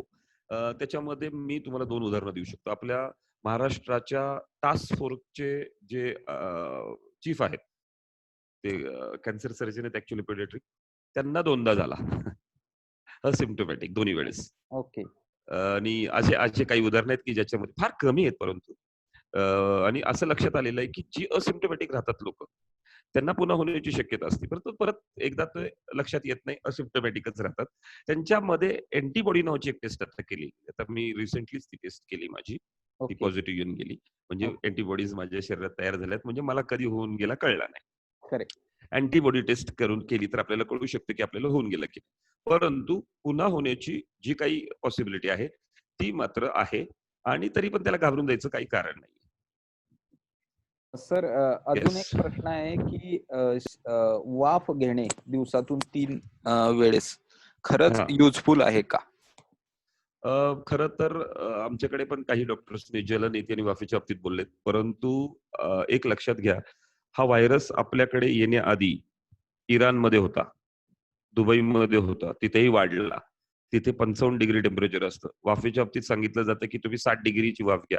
ते काही आपण चेक करू शकत नाही. वाफेचा एक हे बॉइलिंग पॉइंट असतो 100 डिग्रीचा, त्यानंतर वाफ चालू होते. आता ह्या सगळ्या ज्या गोष्टी बघितल्या, तर ह्या व्हायरसवर हीटचा परिणाम होत नाही, हे जवळपास फायनल निश्चितपणे झालेलं आहे. त्यामुळे ती वाफ घेतल्यावर असं म्हटलं जातं, वाफ घेण्याच्या त्याचा पण मी अभ्यासपूर्वक विचार करून त्यांच्याशी चर्चा करून बोलतोय, की त्यांचं म्हणणं असं आहे की नाकामध्ये आणि घशाच्या भागामध्ये जिथं व्हायरस जस्ट एंट्री करतोय तिथेच वाफ घेऊन त्याला मारून टाकलं तर तो नष्ट होईल आणि खाली जाणार नाही, खाली सरकणार नाही, कॉम्प्लिकेशन्स होणार नाही. आतापर्यंत असं काही संशोधनातून निश्चितपणे झालेलं नाही की हीटचा किंवा वाफेचा व्हायरसवर कुठला परिणाम होतो का. परंतु वाफ घेत राहणं तसंही इतर कारणांसाठी उपयोगाचं असल्यामुळे वाफ घ्यायला हरकत नाही. दिवसातून 2 वेळा वाफ घेतल्याने बाकीचे त्रास सुद्धा कमी होतात. त्यामुळे वाफ घ्यायला हरकत नाही. Thank you so much sir. शेखरजी आलेले आहेत. भाऊ, हँड ओव्हर टू यू. नाही कंटिन्यू कर. ओके ओके, ठीक आहे. बोरा सर, अजून एक प्रश्न आहे की फ्लू, टायफॉइड आणि मलेरिया याचाच हा फॅमिली मेंबर आहे का? नाही. टायफॉइड हा बॅक्टेरिया आहे. बॅक्टेरिया आणि व्हायरस हे 2 वेगळे. एक व्हायरस म्हणजे विषाणू, आपण ज्याला म्हणतो व्हायरस म्हणजे विषाणू आणि बॅक्टेरिया म्हणजे जीवाणू. फ्लू हा व्हायरस आहे. ओके. इन्फ्लुएन्झा व्हायरस ज्याला म्हटलं जातं. टायफॉइड हा बॅक्टेरिया आहे. साल्मोनेला टायफी नावाचा जंतू आहे. Okay okay. सर, जशी SMS ची तुम्ही थेरी सांगितली तशी आता समजा तुम्ही जे म्हणताय की फार कमी दिवस राहिले आहे आपल्याला ह्या संकटातून वाचायसाठी, तर काय आता सांगाल तुम्ही की आता काय नेमकी काळजी घ्यावी सर्वसामान्य माणसाने? जे SMS तत्व सांगेल, सोशल डिस्टन्सिंग फॉलो करत राहायला पाहिजे, मास्क वापरत राहायला पाहिजे, सॅनिटायझर वापरत राहायला पाहिजे, गर्दीच्या ठिकाणी जाणं निश्चितपणे टाळलं पाहिजे. अजूनही हे बघा, एखाद्या व्यक्तीला झालेलं नसेल आणि त्याला झाल्यावर तो कॉम्प्लिकेशन मध्ये जाईल का नाही हे कोणीही सांगू शकत नाही. त्यामुळे अवॉइड करणं गर्दी आणि हे तत्व वापरणं. जोपर्यंत कम्प्लिटली, आता आपण सध्याला तरी लसीवर डिपेंडेंट आहोत, लसचा अजून ट्रायल्स मध्ये आहेत, त्याचा काही फायनल इलाज येतोय, तोपर्यंत तरी निश्चितपणे काळजी घेतली गेली पाहिजे. Thank you so much sir for your time. आणि फार चांगली माहिती आमच्या सर्व सभासदांना मिळाली तुमच्या माध्यमातून. मी आता शेखरजींना विनंती करतो की त्यांनी या विषयावर त्यांचं मत मांडावं. नमस्कार डॉक्टर साहेब. नमस्कार. मी थोडस मिस केलं कारण की आज माझं म्हणजे मी कुठे गेलो होतो ते एकदा सांगतो फक्त.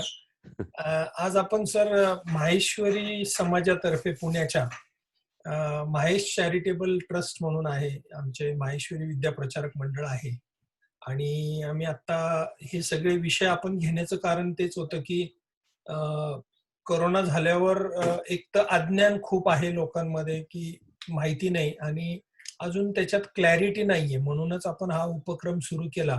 आणि आयुर्वेदा खूप इफेक्टिव्ह आहे हे आमच्या सगळ्यांचं म्हणणं आहे आणि ते जनरली पण समोर येत आहे. त्यामुळं आपण श्री श्री तत्वचं आज डॉक्टर बेलारी यांना बोलून सगळी माहिती घेतली आणि तुम्हाला खास करून बोलवलं. कारण तुमच्या बरोबर माझं जेव्हा 2 वेळा बोलणं झालं तर असं वाटायचं की आता फोन ठेवूच नाही आणि तुमच्याशी कंटिन्युअस बोलत राहावं. कारण तुमचं इतकं प्रॅक्टिकल वाटतं सगळं की तुम्ही म्हणजे नुसतं नॉलेज नाहीये तुमचं. मला असं वाटतं की पुस्तकी नॉलेज नाहीये, तर तुमचं हे खूप प्रॅक्टिकल नॉलेज आहे. जे तुम्ही सगळं बोलताय ते तुम्ही आणि हे पण मला कळालं की तुम्ही म्हणजे स्लमच्या बाहेरच असं बसून रस्त्यावरच तुम्ही क्लिनिक सुरू केलेलं आहे. हो, हो. आणि जी सेवा तुम्ही करताय डॉक्टर साहेब, पहिल्यांदा तर त्याला हॅट्स ऑफ आणि खूप खूप तुमचं अभिनंदन पण. कारण की आम्ही पण आता महा एनजीओच्या नात्याने खूप काम करतोय. परंतु खूप इच्छा असूनही रस्त्यावर उतरून काम करण्याला खूप मोठी डेअरिंग लागते आणि मानसिकता लागते.